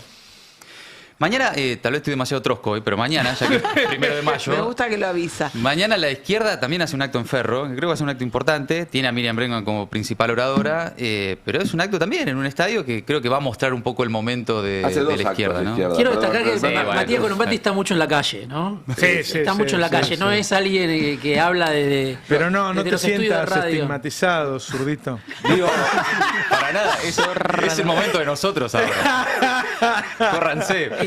La Burócratas. California que está haciendo... Yo fui amigo tuyo la primera hora, Matías.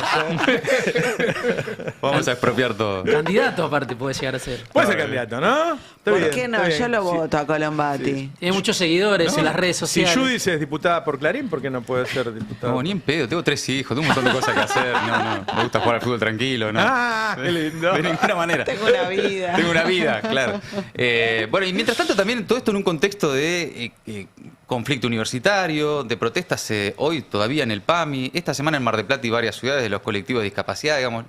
No es que no pasa nada, no es Claro. que está todo roto, no es que no Tiene hay... poca prensa, ¿eh? Bueno, tiene poca prensa, obviamente, pero al mismo tiempo lo que uno empieza a ver, tenés la marcha universitaria el 12 de mayo, es que hay sectores de la sociedad activos y sectores que por ahí no están activos pero están dispuestos a ser convocados. Esto de que ya está, no pasa nada, a la gente no le importa.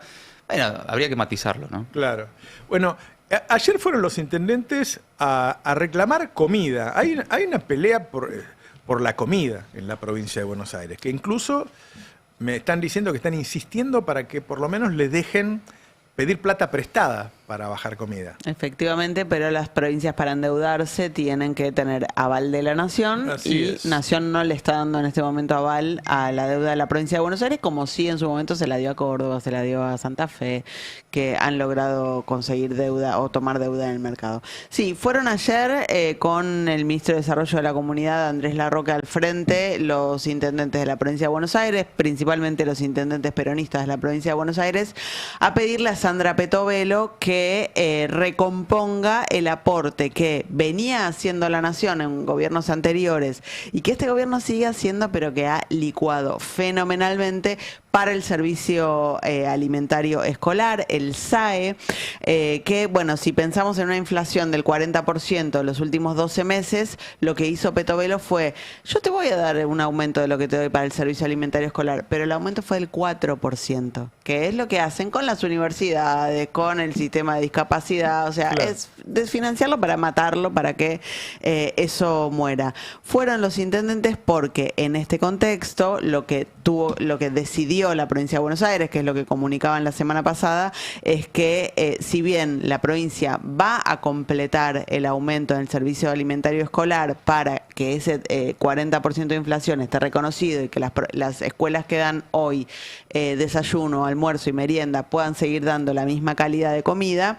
Lo que sí va a discontinuar la provincia de Buenos Aires es otro programa alimentario que se llama Programa Mesa, que nació durante la pandemia para suplir el SAE, o sea, los chicos que no iban a la escuela en ese momento porque había cuarentena, que no podían ir a comer al colegio, lo que recibían era una caja de alimentos que obviamente no los beneficiaba solo a esos chicos, sino a toda su familia. Claro. Cuando se terminó la cuarentena, la provincia decidió sostener ese plan, esa caja alimentaria, el plan Mesa, que hoy es el plan que está discontinuando y que hasta ahora llegaba a 2 millones de familias. Lo que dice la provincia es: lo tengo que suspender por 90 días, tengo que ver si puedo focalizarlo, enfocarlo en las familias que realmente lo necesitan, porque también es medio universal ese plan. Es universal. Estaban teniendo reportes, feedback de algunas escuelas que decían: mira que esta familia tardó unos días en venir a buscar la caja, tal vez no es tan necesario. Bueno, están viendo si lo pueden reubicar o refocalizar, pero si vos miras lo que gasta la provincia en el Plan Mesa y en el SAE, bueno, ahí también te das cuenta de por qué el Plan Mesa son 200.000 millones de pesos anuales y el SAE son 54.000 millones de pesos anuales, entonces ahí también... Además, la verdad, yo hoy ante la duda, yo repartiría de más, no de menos, ¿no? Totalmente. Totalmente. Bueno, pero ahí es donde decís, che, está. Y bueno, también, mira, hay un estudio que hace la consultora Politicón respecto de los déficits fiscales o superávits fiscales de las provincias, que es impactante porque, claro, en el retiro del Estado Nacional de todo, de la educación, de la alimentación, de los remedios, de la salud, de todo, tuvieron que salir las provincias estos 2 años a poner la plata para, no sé, mejorar la ruta, terminar la obra pública que el Estado dejó de hacer. Y en la 1 tenemos un cuadro financiero de las provincias que muestran cómo las provincias, saliendo a suplir este retiro del Estado Nacional, las que tenían superávit hoy están en déficit, las que tenían déficit lo agravaron y bueno, todas se fueron comiendo esos ahorros. La Ciudad de Buenos Aires pasó de superávit en el 24, estos financieros, superávit en el 24, déficit en el 25. La provincia de Buenos Aires no está tan mal en este cuadro porque tenía déficit de 5,8 y lo aumenta 0,2 a 6%, 6 puntos. Esto es en porcentaje del PBI. Córdoba, mira, Córdoba pasa de un superávit del 6,4, se come 6 puntos de su superávit financiero al 0,5. Chaco, que está más o menos igual, pero ha necesitado mucha ayuda de la Nación, Chaco, para pagar sueldos, por ejemplo. Corrientes, que gana casi 3 puntos de déficit. Lo de Chubut, bueno, de 3,6 superávit a 8 puntos de déficit hoy. Entre Ríos también, que aumenta su déficit. Formosa se come un puntito del superávit. Lo de Jujuy tenía 13 puntos de superávit financiero, pasa a 3 puntos nada más. Bueno, todas han empeorado sus resultados. Lo de Santa Cruz también, ahora cuando lleguemos, porque esto está en orden alfabético, lo de Santa Cruz es tremendo. Y Santa Cruz, tremendo. Tenía 1,7 de superávit, pasa a 13 puntos de déficit. Qué bárbaro. Santa Cruz es una situación muy complicada. Así tiene a todos los docentes y los médicos movilizándose toda la semana, ¿no? Haciendo acampes, qué sé yo, con un gobernador que sigue ahí coqueteando con los votos en el Congreso para Javier Milei. Lastimoso lo de Vidal. Fue uno de los porque que es un fue a Nueva gobernador York. de origen sindical también. Muy llamativo. Vergonzoso. Sí. Fue uno de los que estuvo en el Argentina Week, ¿no? ¿Se acuerdan? Claro. Sí. Viajó a Nueva York también. Diciendo que esto va a funcionar. Bueno, este es en el contexto en el que empiezan a aparecer estas señales preocupantes con, por ejemplo, la provincia de Buenos Aires teniendo que suspender y ver cómo reorienta el Plan Mesa. Habló esta semana Axel Kicillof, lo tenemos en el 2, diciendo que obviamente es cada vez más difícil para la provincia llevar adelante estas políticas. 800 y pico de trabajadores, después del gobierno Macri la tuvimos que abrir, viene Milei y la destruye de nuevo.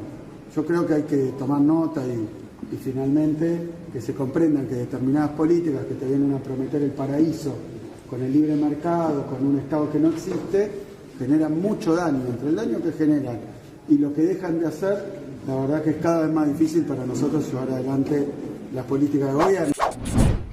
Bueno, creo que la expresión de suspender un plan alimentario es la expresión suprema de eso. Ayer fueron los intendentes a reclamarle por esto a Petovelo, sin ningún tipo de esperanza de que Petovelo ponga la plata, o sea, simplemente... Es una forma de decir, la culpa está acá. Exactamente. Y Sí, Petovelo... pero es complicado el tema, ¿no? Sí. No sé si A mí me parece este que... recorte le hoy- hace bien a Kicillof tampoco. A mí me parece que lo pone en riesgo. Me parece que lo pone en riesgo. ¿Qué va a hacer? Esa gente que estaba recibiendo comida, decir que ahora lo del potencial de trabajo se mantiene, vamos a ver si no vuelven a pelar y qué sé yo. Va a ser mes a mes eso, sí. En algún momento eso es muy difícil, falta mucho tiempo, en algún momento eso va a encender la mecha de eso. Va a Porque encender. se da de la mano con lo que otro que venimos hablando, que es la eliminación del volver a trabajo, que ahora Claro, lo van a al extender mismo por un tiempo. mes. O sea, es demasiado apretar en los barrios. En un ¿no? conurbano que se sigue deteriorando porque es a donde el proyecto económico más golpea. Y donde la gente viaja cada vez peor, recibe cada vez peores Lo sabe y está servicios. preocupado. Ahora, esta cuestión eso. por ahí más Yo performática. no sé, no conozco el presupuesto para decir, bueno, se podía haber sacado. Recorta de otro lado. Yo lo que sí sé es que todos los proveedores se quejan de que no cobran, acá y en la mayoría de las provincias. Es decir, los sostienen los programas, pero después no cobran. Entonces hay algún momento que te dejan de entregar si no cobras. Obviamente, también. Sí, qué sé yo. ¿Qué es lo que pasó con las farmacias, por ejemplo? Es lo que del pasa con PAMI? el PAMI. Bueno, Te dejan de dar los remedios porque el PAMI no te paga. Claro.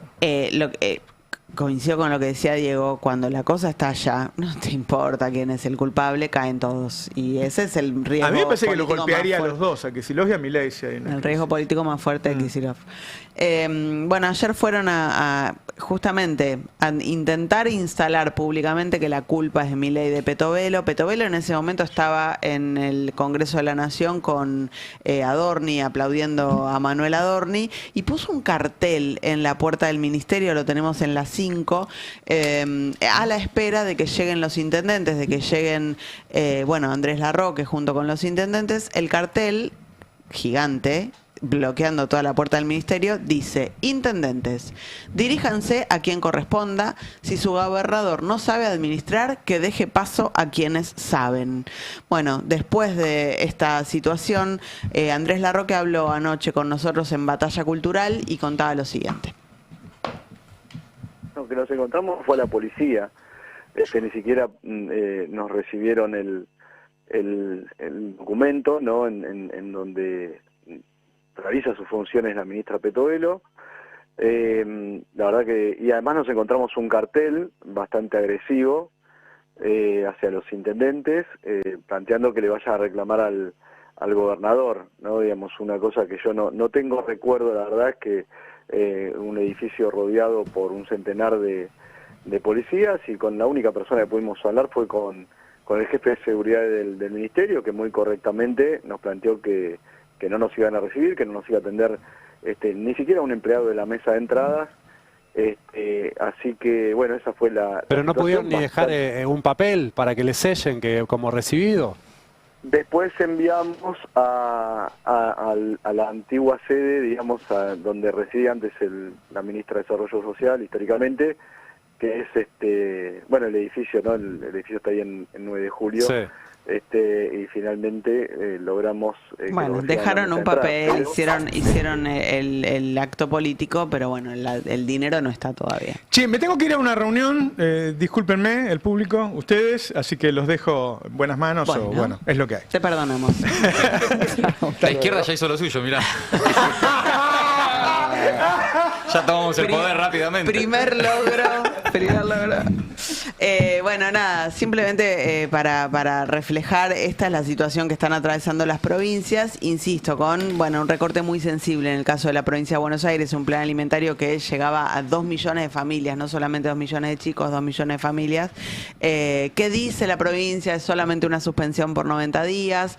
Cuando termine este periodo vamos a ver cómo lo refocalizamos, pero bueno. Pero de fondo está la situación social que está al límite. Total. Crítica, ¿no?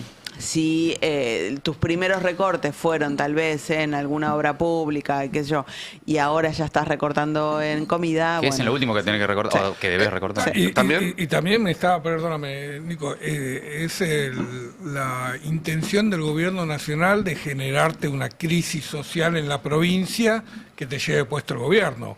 Porque el mensaje de ayer es vayan contra su gobernador, sí. La plata no la ponemos nosotros, pero ustedes protesten, y están buscando que se incendie la provincia. Si son tipos que juegan con la vida de la gente. Sí. Y puesto en esta situación también hay que decir que esto es para Kicillof una oportunidad, porque este de alguna manera es un desafío que en una escala más chica se parece a los que va a tener que asumir si gana la presidencia. Es decir, no va a haber recursos y va a haber un montón de necesidades que satisfacer.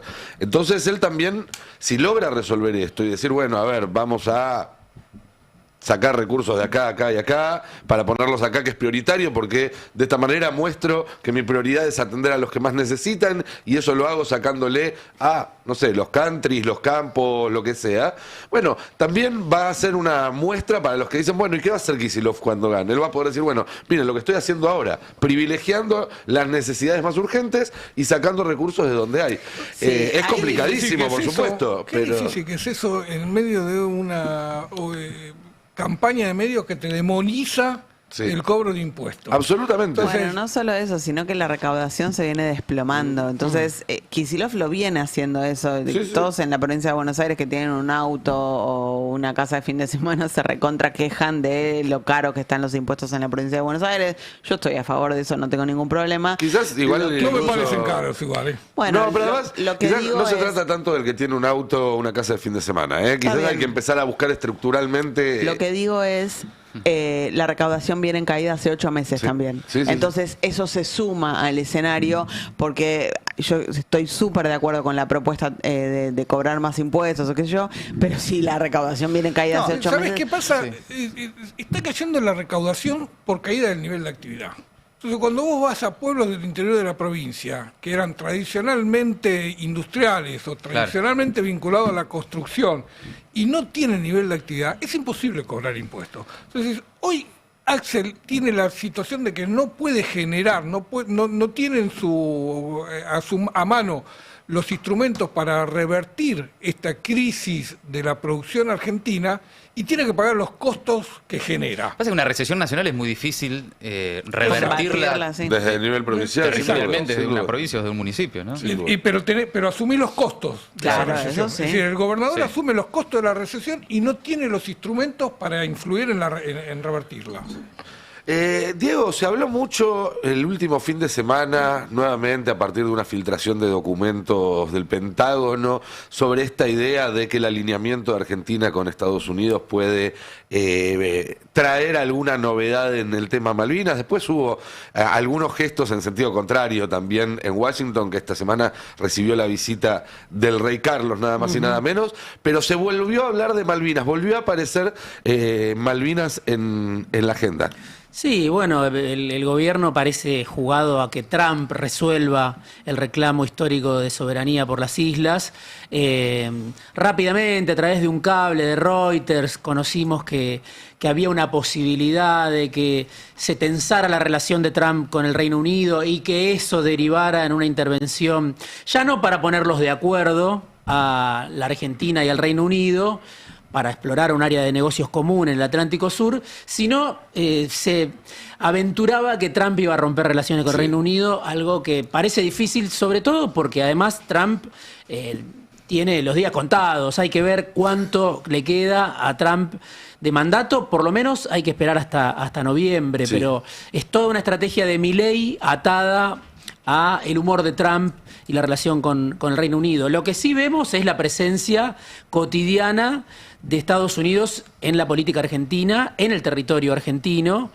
Tenemos ahí para mostrar en la placa 1 un tuit del embajador de Trump en el país de Milei, Peter Lamelas, en la placa 1, muestra la visita de un miembro del Comando Sur.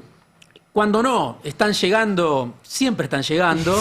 Son como el gordo Troilo, ¿no? Dice que me fui del barrio. Alguien dijo una vez que yo me fui de mi barrio. Pero ¿cómo si siempre estoy llegando? Exacto, bueno, en este caso, embajador Peter Lamelas, foto para los que están en YouTube. Bueno, hablando de el encuentro entre dos países. ¿Quién es esta persona que vemos ahí en la foto? Se llama Mark Schaffer. El contraalmirante Mark Schaffer está en la Argentina, actual jefe del Comando de Operaciones Especiales Sur de Estados Unidos. Lo vemos ahí en la foto con Peter Lamelas, pero también lo tenemos en la placa 4 porque visitó además Puerto Belgrano. Mark Schaffer, ahí lo tenemos en una foto con las autoridades argentinas, Martín Garro, que es el comandante de adiestramiento y alistamiento de la Armada, con un miembro del Comando Sur. Esto en Puerto Belgrano, muy cerca de Bahía Blanca. En este momento hay ejercicios combinados en la Argentina. Esto es porque Milei le da un marco legal. Esto sería ilegal con otro gobierno. Pero hay un marco legal precario, el de un decreto 264-2026. Inconstitucional, habría que decir. Exactamente, inconstitucional, pero entran y esto está naturalizado. Ya casi no sorprende a nadie que Pese a la oposición del Congreso, el gobierno por decreto... Sí. Me hiciste acordar algo que iba a comentar hace un rato y que pasó después de la discusión sobre el Congreso. Mientras el Congreso no se haga respetar, también es muy difícil, ¿no? Va un tipo como Adorni, con todo lo que se sabe, hacer el show que hace ayer. El Congreso puede interpelarlo y con la mayoría absoluta de las dos cámaras decirle a Milei, échalo. Está en la Constitución, no es golpista, no es nada. Es simplemente decir, este tipo perdió la confianza del Congreso Nacional y por lo tanto ya no sirve como jefe de gabinete. Incluso me dirán, bueno, no están los votos. Bueno, que obliguen a un montón de diputados a levantar la manito para bancar a Adorni, a un montón de senadores para... Porque si no da la sensación de que se cruzan líneas rojas todo el tiempo y en ningún momento se encuentra un obstáculo. Me sale el corporativismo de haber estado 10 años ahí adentro. No, Está muy bien. por un lado no llegás a juntar los votos para llegar al tema del recinto, pero por otro, cuando el Congreso se puso de pie, pienso en ley de discapacidad, ley de universidades, y el gobierno no las cumple, ahí lo que te falta es la Corte Suprema de Justicia, que también está durmiendo el sueño de los justos. No, está jugando para los mismos para los que juega el gobierno. Bueno. Lo dijo ayer. Bueno, entonces la cancha está muy inclinada, pero sí.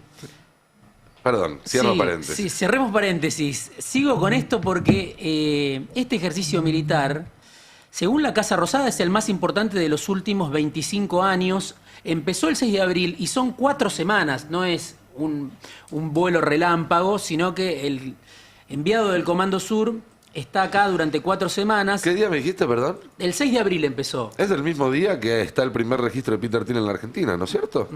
Digo, probablemente sea casualidad. Es que es una especie de invasión la que estamos viviendo. Es una casualidad llamativa. Por ahí Peter Thiel lo juraron, es uno de los tecnobros. Es el jefe. Okay, cargo menor, teniente coronel, cargo recontra menor. Capaz había lugar en el avión y dijeron, che, Peter. En el avión de Peter. En el avión de Peter, claro, sí. ¿Podemos ir? Es al revés. Podemos traer. 4 semanas de ejercicio combinado. ¿A qué se van a dedicar las Fuerzas Armadas? La Armada Argentina, la Armada de Estados Unidos. Combate urbano, combate en localidades, sanidad en combate y tareas de planeamiento y comunicaciones. O sea, se están preparando para el combate urbano. ¿Combate contra urbano quién? contra Exacto. quién? Esto es información oficial de Martín Garro, el que vemos ahí saludando a Mark Schaffer, que dicen hay 4 semanas de entrenamiento en combate urbano entre las fuerzas, la Armada Argentina y la Armada de Estados Unidos. Por eso digo que visitó el Comando de Adiestramiento y Alistamiento de la Armada Argentina en el marco de un ejercicio conjunto que se desarrolla en la base de infantería de Marinas Baterías. Bueno, esto es en Puerto Belgrano, a 25 kilómetros de Bahía Blanca. No es lo único que está pasando en la Argentina. Además hay un portaaviones. Es gravísimo esto, Diego, yo no lo había visto. Es que pasa, ¿no? Pasa. Es información oficial, Combate por eso urbano, digo... es como, ¿qué quieren? Ejercicios combinados autorizados por un decreto. No hay una ley del Congreso. Es un decreto de Milei que le abre la puerta a la presencia de fuerzas extranjeras en territorio argentino. En sectores estratégicos, lugares estratégicos. Sí. Exactamente. Pero además hay un portaaviones en este momento. El Nimitz. Exacto. Un portaaviones estadounidense está en la Argentina y hoy se habla de que hasta Milei, esto salió en Infobae, se puede subir al portaaviones nuclear estadounidense. Hoy se esperaba. Hoy hay una actividad importante. Jueves 30, Carlos Presti, ministro de Defensa, el jefe del Estado Mayor Conjunto, Marcelo Dale Nógare, y el jefe de la Armada, almirante Juan Carlos Romay, se van a embarcar en este portaaviones nuclear Nimitz, que el lunes Presti sí, el ministro de Defensa sí. El ministro de Defensa va a estar en el portaaviones nuclear estadounidense en la Argentina. Estuvo en Puerto Deseado el portaaviones, subió Trelew, Necochea, Mar del Plata, donde la Armada Argentina y la Armada estadounidense realizan maniobras de búsqueda y rescate, defensa y ataque en escenarios marítimos, tenemos un tape. Las fotos que se perdió Petri, ¿no? Sí, estaba pensando en eso. Sí, vos sabés que Los videos. en línea con lo de la Casa Rosada prohibieron la cobertura periodística de esta actividad de hoy. El año pasado hubo otra actividad del mismo estilo y la prensa estaba autorizada A bordo del portaaviones. Exacto, Si de la otro Corte portaaviones. Suprema, en vez de pensar en si el Banco Central puede o no emitir moneda, se dedicara a preocuparse por la libertad de prensa en Argentina. 2024, portaaviones George Washington operó en aguas argentinas, pero la prensa lo pudo cubrir. Hoy está el portaaviones nuclear Nimitz, la prensa no tiene permitido el acceso. Y en el tape 2, si lo tenemos por ahí, se habla de esta noticia en La Nación Más. La posibilidad de que Milei se suba al portaaviones nuclear estadounidense que está en la Argentina. El presidente Milei está evaluando en este alineamiento con los Estados Unidos y especialmente con la guerra contra Irak la posibilidad de subir al portaaviones US Nimitz, así se llama, US Nimitz, ahí lo están viendo. US Nimitz es el gigantesco portaaviones que estamos viendo, una de las mayores naves a propulsión nuclear de los Estados Unidos, que se está preparando para llevar adelante maniobras conjuntas, incluso en unidades de la Armada Argentina. Está en la Argentina en estos momentos. ¿Cómo llegó? Llegó por el Estrecho de Magallanes hace muy pocos días atrás. Y está desde el domingo en mar argentino, se dirige al sur de Mar del Plata y el embajador de los Estados Unidos, Peter Lamelas, invitó al presidente Milei a subirse a este portaaviones para visitar la nave. Es un nuevo gesto de alineamiento absoluto, que el presidente se suba a esta nave en este viaje desde el sur a Mar del Plata.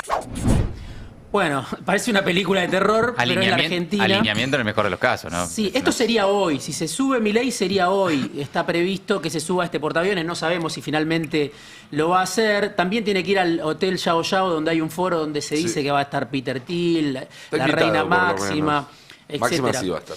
Por eso, ahora digo, ¿por dónde estuvo este portaaviones? Por el Estrecho de Magallanes, donde vino el jefe del Comando Sur, que estuvo en el puerto de Ushuaia el año pasado. Es la zona que le interesa a Trump. Las informaciones hablan de que este despliegue de fuerzas estadounidenses en territorio argentino es para contener la injerencia china en el marco de la disputa por el Atlántico Sur. Y pensaba, cuando todo terminó con la detención, el secuestro de Maduro, todo empezó con un portaaviones, ¿no?, de Estados Unidos. En ese caso una invasión de Estados Unidos a Venezuela. En este caso es una invasión también, pero consentida, porque Milei les abre la puerta, ¿no? Y te agrego un dato más. Hubo en las últimas 48 horas una escalada muy fuerte entre Estados Unidos y China respecto al canal de Panamá. Básicamente, voy a resumirlo, pero Estados Unidos obligó al canal de Panamá a prohibir que determinados barcos con destino a China utilizaran el canal. Y China en respuesta dijo, bueno, entonces cualquier empresa que utilice el canal no puede utilizar puertos chinos, que es un tema para cualquier empresa. Si el canal de Panamá está cerrado, cosa que por ahora no va a pasar, pero puede pasar en caso de un conflicto global, puede pasar en otros escenarios, el único paso que está abierto hoy entre el Atlántico y el Pacífico es a través del Estrecho de Beagle, el canal de Magallanes, digamos al sur de Tierra del Fuego, porque lo que se conoce como las vías árticas en el Polo Norte, que se están abriendo a partir del deshielo y demás, todavía no son vías por las que pueda transitar, digamos, el flujo de buques que requiere hoy el comercio mundial. Es una vía que puede usarse para cuestiones científicas, militares, para alguna cuestión muy puntual, pero no para esos enormes convoys de buque tras buque tras buque que hoy transitan a través de Panamá. Por eso cobra también especial importancia ese paso interoceánico, y ese también es uno de los motivos por los cuales Estados Unidos no le va a favorecer a la Argentina en la pelea con Malvinas, con Inglaterra. Hoy la Argentina no tiene las capacidades militares para hacer el patobica que se para en la puerta de ese pasaje interoceánico. Y Gran Bretaña sí. Claro. No tiene las capacidades y no despierta la confianza, porque Gran Bretaña va a seguir siendo socio de Estados Unidos en 5, en 10, en 15, en 20. Estados Unidos no puede decir lo mismo Más de allá de Argentina. Trump, más allá de Trump, más allá de Vance, No, hoy tiene un más allá de un Milei. subordinado circunstancial en la Casa Rosada, pero Con lo cual, la mañana puede idea cambiar. de que va a sacar un aliado confiable y con fierros para darle las islas a un aliado circunstancial y que no tiene con qué defender ese paso interoceánico es una fantasía total y absoluta. O sea, lo que Como- salieron a celebrar los libertarios en las redes de que con Milei recuperábamos las Malvinas gracias a la relación con Trump y más, hay que ir avisándoles que... Mira, yo creo Tal que vez es no. más probable con Trump que las Malvinas pasen a llamarse Isla Donald y Isla Melania Claro. que pasen a llamarse nuevamente Isla Gran Que pasen a Soledad ser de nuestras, Argentina. claro. Exactamente. Y sí, porque además cuando vos ves que Trump habla de Groenlandia, no dice recuperarla Exacto, para los estaba groenlandeses, pensando en dice Groenlandia. que sea nuestra. Sí, sí, sí. sí. Pero esto está a mano. para Absolutamente. Trump. Con Se un lo, presidente se lo como Milei. estamos entregando. Exacto, es el principal, ya es el principal corredor bioceánico militar, el del Estrecho de Magallanes. Sí, sí, sí. No hay antecedentes, ¿no? En democracia de lo que estamos viendo por estas horas con un portaaviones acá y el ministro de Defensa argentino No, porque subiéndose a como decía pasear. Nico, es ilegal, digo, Claro. esto es lo que Milei Ejercicios así decide se por hicieron, decreto. pero con control parlamentario. Milei gobierna Claro. con una constitución aparte, que son sus decretos, ¿no? Alguna ley y mucho decreto para transformar y violar la constitución, la reforma laboral y tantos otros casos, pero acá está muy claro. Ayer en el Congreso una diputada dijo, yo no sé, viste que no hay confirmación si va a subir Milei o no, qué sé yo, si usted sube a ese portaaviones, sepa que es traición a la patria, porque no está habilitado por este Congreso. Bueno, veremos qué El tema es que sucede. esas amenazas después, si Y Milei bueno, se sube al portaaviones, sí. algo hay que hacer porque si no, terminás debilitándote y desacreditándote. En un rato, si quedan un par de minutos, quiero comentarles un poco por qué, y está muy relacionado con esto, se está calentando todo de nuevo en el Golfo Pérsico, el petróleo está de nuevo en valores récords, la posibilidad de que este fin de semana reasuman las hostilidades está más alta que nunca desde que comenzó el cese al fuego. Pero desde la Argentina nosotros miramos eso como si fuéramos espectadores y estuviéramos en la platea y no nos damos cuenta de que nos están empezando en todos esos quilombos que decíamos hace un mes. Che, miren que si esto sigue, dentro de un mes vamos a empezar a sentir cómo falta el combustible, cómo faltan los dólares, cómo falta el comercio y eso ahora nos está impactando de lleno, Fer. Mirá, el petróleo subió. Argentina tiene vaca muerta, exporta mucho petróleo. De hecho, dio vuelta a la balanza comercial energética que había sido una de las grandes restricciones que tuvo la anterior administración para poder llevar adelante políticas de desarrollo del país. El déficit energético te llevaba todos los dólares. Ahora, bueno, ahora tenés superávit. ¿Sabés quién se lleva los dólares? ¿Quién? El petróleo. Es increíble. Tenemos una placa 2 que es muy interesante para analizar, cuando puedan la vamos a ver, porque muestra lo que fue la salida de dólares en marzo destinada al giro de utilidades que tienen las empresas. Se llevaron en marzo 869 millones de dólares. En esta placa lo que se ve, los que están observando, son los saldos de la balanza comercial. Vos ves ahí cómo se disparó el saldo de la balanza comercial. Después de venir de mucho tiempo de déficit, tenemos ahora cómo se disparó. Y en la siguiente placa tenemos un cuadro que dice quién se llevó los dólares de las transferencias de las utilidades que hubo durante marzo. 869 millones de dólares se llevaron del país como giro de utilidades. Vos decís, bueno, ¿quiénes se los llevaron? Primer rubro, petróleo.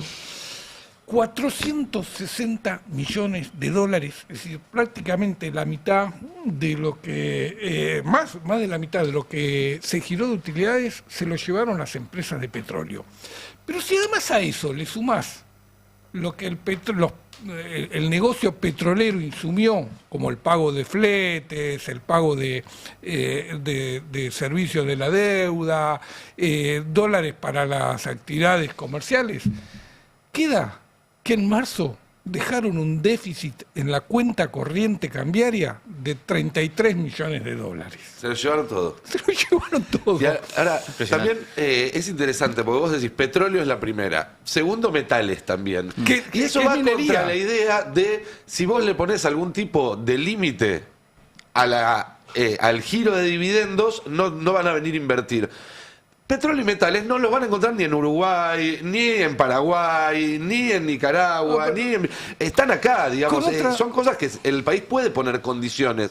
Y si de esos 500 palos que se llevó el petróleo, vos los obligabas a dejar acá una quinta parte, son 100 palos que se reinvierten en la Argentina. Pero, es un montón de plata. Nico, todas estas extracciones de vaca muerta o de la minería, que como vos marcabas, el segundo rubro que se llevó dólares por giro de utilidades, 132 millones, son inversiones que se hicieron antes. Ninguna es producto de inversiones que haya traído este gobierno. Ya estaba. Es decir, no es que ahora vinieron porque está en el río, porque está el gobierno y porque el gobierno libertario. Son todas inversiones desarrolladas durante la gestión anterior que ahora están madurando. Porque para poder hacer explotar vaca muerta, no fue que llegás y al otro día sacás. No, claro. De hecho, recién ahora están construyendo oleoductos para seguir sacando esa producción. Por ejemplo, el que perdió Techín nuevamente ayer, ahora frente a otro consorcio, esta es la obra civil. Había perdido en febrero la provisión de los tubos, ahora perdió el desarrollo de la obra civil. Son inversiones que ya estaban hechas. Así que claramente podés ponerle restricciones. Y se hicieron cuando no había giro de utilidades. Y se hicieron cuando no tenían acceso al mercado de cambio para repatriar ganancias. Se hicieron en las condiciones que había fijado el gobierno anterior. Y sin embargo se hicieron. Claramente se puede hacer. Pero bueno, es interesante ver eso. Y es interesante ver... ¿De quién es el gráfico, perdón? Mío. ¿Lo elaboraste vos, el gráfico? El equipo con el que participo, el grupo Economía, Desarrollo y Moneda. Está muy interesante. No puedo decir. No, porque no lo vi en ningún lado, por eso digo. Es información muy interesante. Del grupo Desarrollo y Moneda, Equidad y Moneda. Ayer trabajando queríamos ver qué había adentro y me dice, mira Fer, estos son los que se llevaron la plata el mes pasado. Y ayer Bausili contó que ya llegaron a 1.300 millones de dólares el giro de utilidad de las empresas. Nosotros mostramos lo que pasó con estos 860 millones de marzo, pero ya llegan a 1.300 millones. Sigue acelerándose el giro de utilidades de las empresas. Pero también las personas demandan dólares en este país. Y en la placa número 3 tenemos cómo se fue el giro de dólares vinculados al pago de tarjeta y de turismo. Y es muy fuerte. Cuando uno ve qué está pasando con el dólar en la Argentina, vos decís, tenemos estabilidad cambiaria, tenemos un dólar que está hoy más barato que a principios del año. ¿Qué es lo que está pasando? Bueno, vos fíjate lo que es la salida de dólares del turismo y por el pago de tarjetas.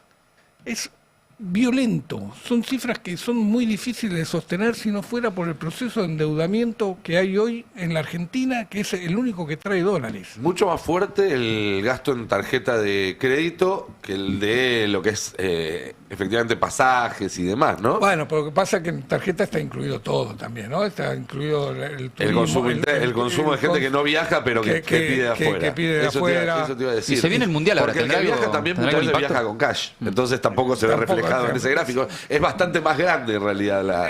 No está en ese gráfico el consumo de Adorni. Claro, es verdad. Porque lo pagó todo cash. Claro.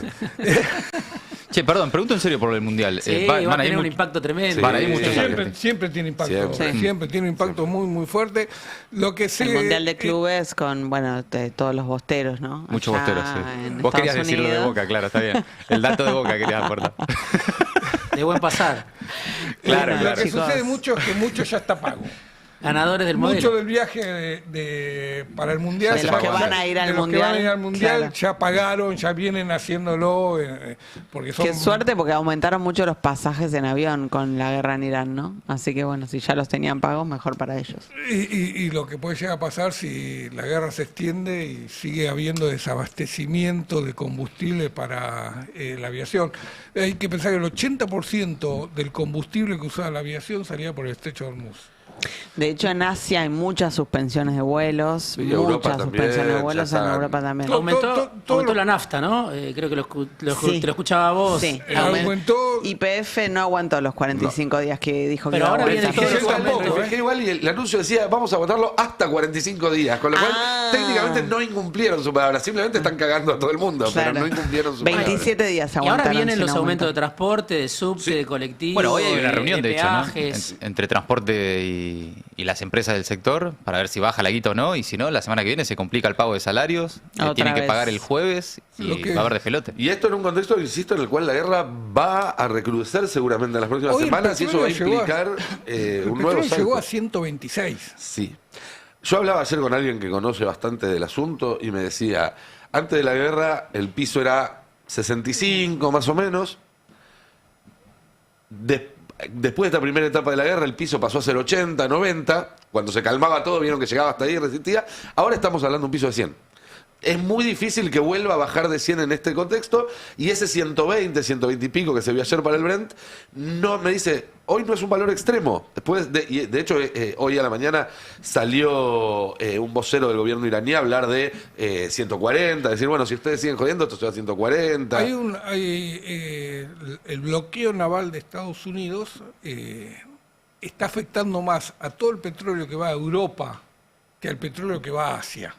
Hay muchos acuerdos de Irán con países de Asia para sacar buques petroleros que pasan el bloqueo sin mayor dificultad y eso hace que el Brent, que se cotiza más en Europa, le esté subiendo más y le esté impactando más de un lado que del otro. Está cayendo el consumo, además, de acá de nafta. Según datos de la Secretaría de Energía, ya está cayendo el consumo. Cayó 1,3% el consolidado de todos los combustibles en marzo respecto de marzo del año pasado.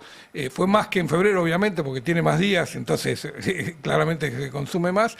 Y se dio que cayó mucho más el consumo de la nafta super, que es el combustible barato, que de la nafta premium, que incluso se incrementó. Con lo cual te está mostrando que el consumo de la gente que tiene menos poder adquisitivo es el más resentido. Cuando Marina anuncia este congelamiento de 45 días del precio en YPF, Se dice buffer. tenés razón, este colchón. Marín dice lo que nos dimos cuenta, o sea, no podemos exportar porque la calidad de nuestro petróleo, no sé qué sé yo, y está bajando el consumo interno. Entonces, por eso vamos a congelar el precio. No es que dice para bancar un poco a los argentinos que en este momento, sino que dice nos dimos cuenta que la demanda no es inelástica y por eso congelan el precio de la nafta. Y hay una variación del consumo, es decir, subió el precio, vos hablabas de la suba del precio del combustible que se dio en esta última semana. Esto no es información oficial, es relevamiento que sí hizo el portal Infobae en estaciones porteñas. Detecta que está bajando el precio del combustible gasoil premium y subiendo el de la nafta premium. Y esto tiene que ver con el costo del transporte. Se ve que le pidieron a YPF que baje el precio del gasoil que usa el transporte. Bueno, estaban todos los camiones, ¿no?, de los transportistas al costado de la ruta ya, en algunos sectores. Porque les estaba pegando mucho en la inflación.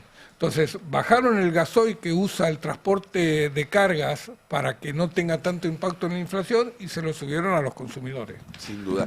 Y a todo esto uno piensa, bueno, pero me imagino que los grandes líderes del mundo estarán viendo cómo desactivar este quilombo que los afecta a ellos. Trump está realmente en una situación muy comprometida. Leía que ayer en Estados Unidos, en un solo día, en algunos lugares el galón de nafta saltó 90 centavos de dólar, en un solo día. Estamos hablando de un aumento del 20-25%. Eso es desestabilizante. Eso es absolutamente desestabilizante, pero Trump está en otra. Quiero mostrarles, perdón, Sí. la placa 3. Esto es algo que posteó hoy a la mañana, y ahí vamos, ¿no? Trump en sus redes sociales, en Truth, que es su propia red social, que es un mapa del Estrecho del Golfo. Hoy es el día, además, del Golfo Pérsico. Mirá. Hay un día del Golfo Pérsico, tiene que ver con la historia. Y justo es hoy. Con la Y subió liberación. el mapa del Estrecho de Trump.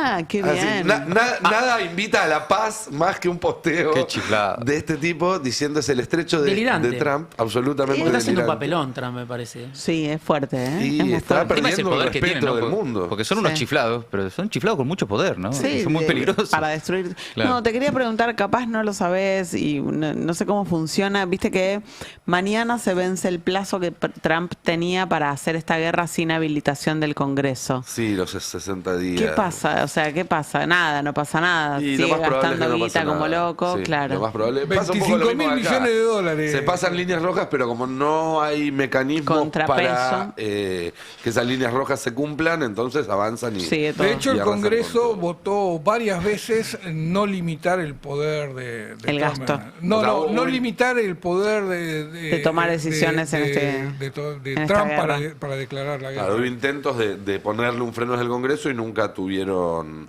mayoría. Y por otro lado, hoy publicó un mensaje, que lo tenemos también en la placa 2, si no me equivoco, el líder iraní, Mojtaba Khamenei, hijo del histórico Ayatollah Khamenei, donde básicamente, entre otras cosas, dice que el programa misilístico y el programa nuclear de Irán son dos activos estratégicos, con lo cual está diciendo no están en la mesa de negociación, que son dos de las condiciones que pone Estados Unidos a la mesa de negociación.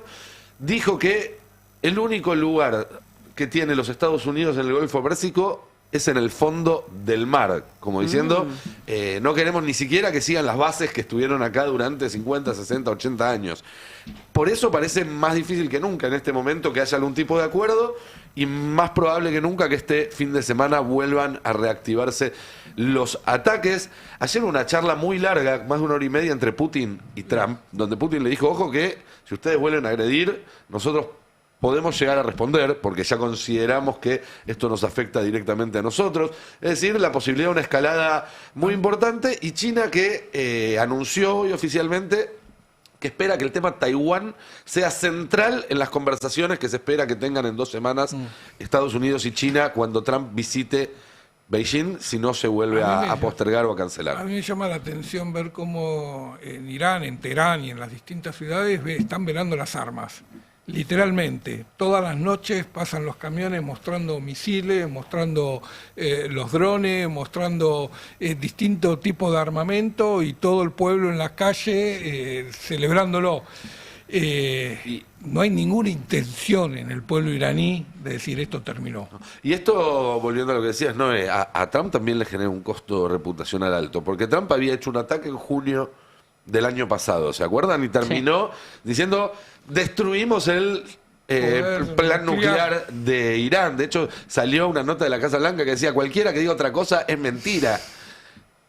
Después, cuando hizo este alto el fuego, que decía, los iraníes me vinieron a pedir porque los derrotamos, fue una victoria, y ahora está teniendo de nuevo que intervenir. Es decir, cada vez cuesta más tomarse en serio también, y esto es algo que toman nota todos los actores de poder del mundo, como la palabra del presidente de Estados Unidos se va desacreditando. Es enormemente peligroso también, porque para hacerse oír va a necesitar más que palabras, y sabemos que eso implica una posibilidad de una escalada de violencia enorme. Pero la situación es esta y es muy, pero muy delicada por estas horas.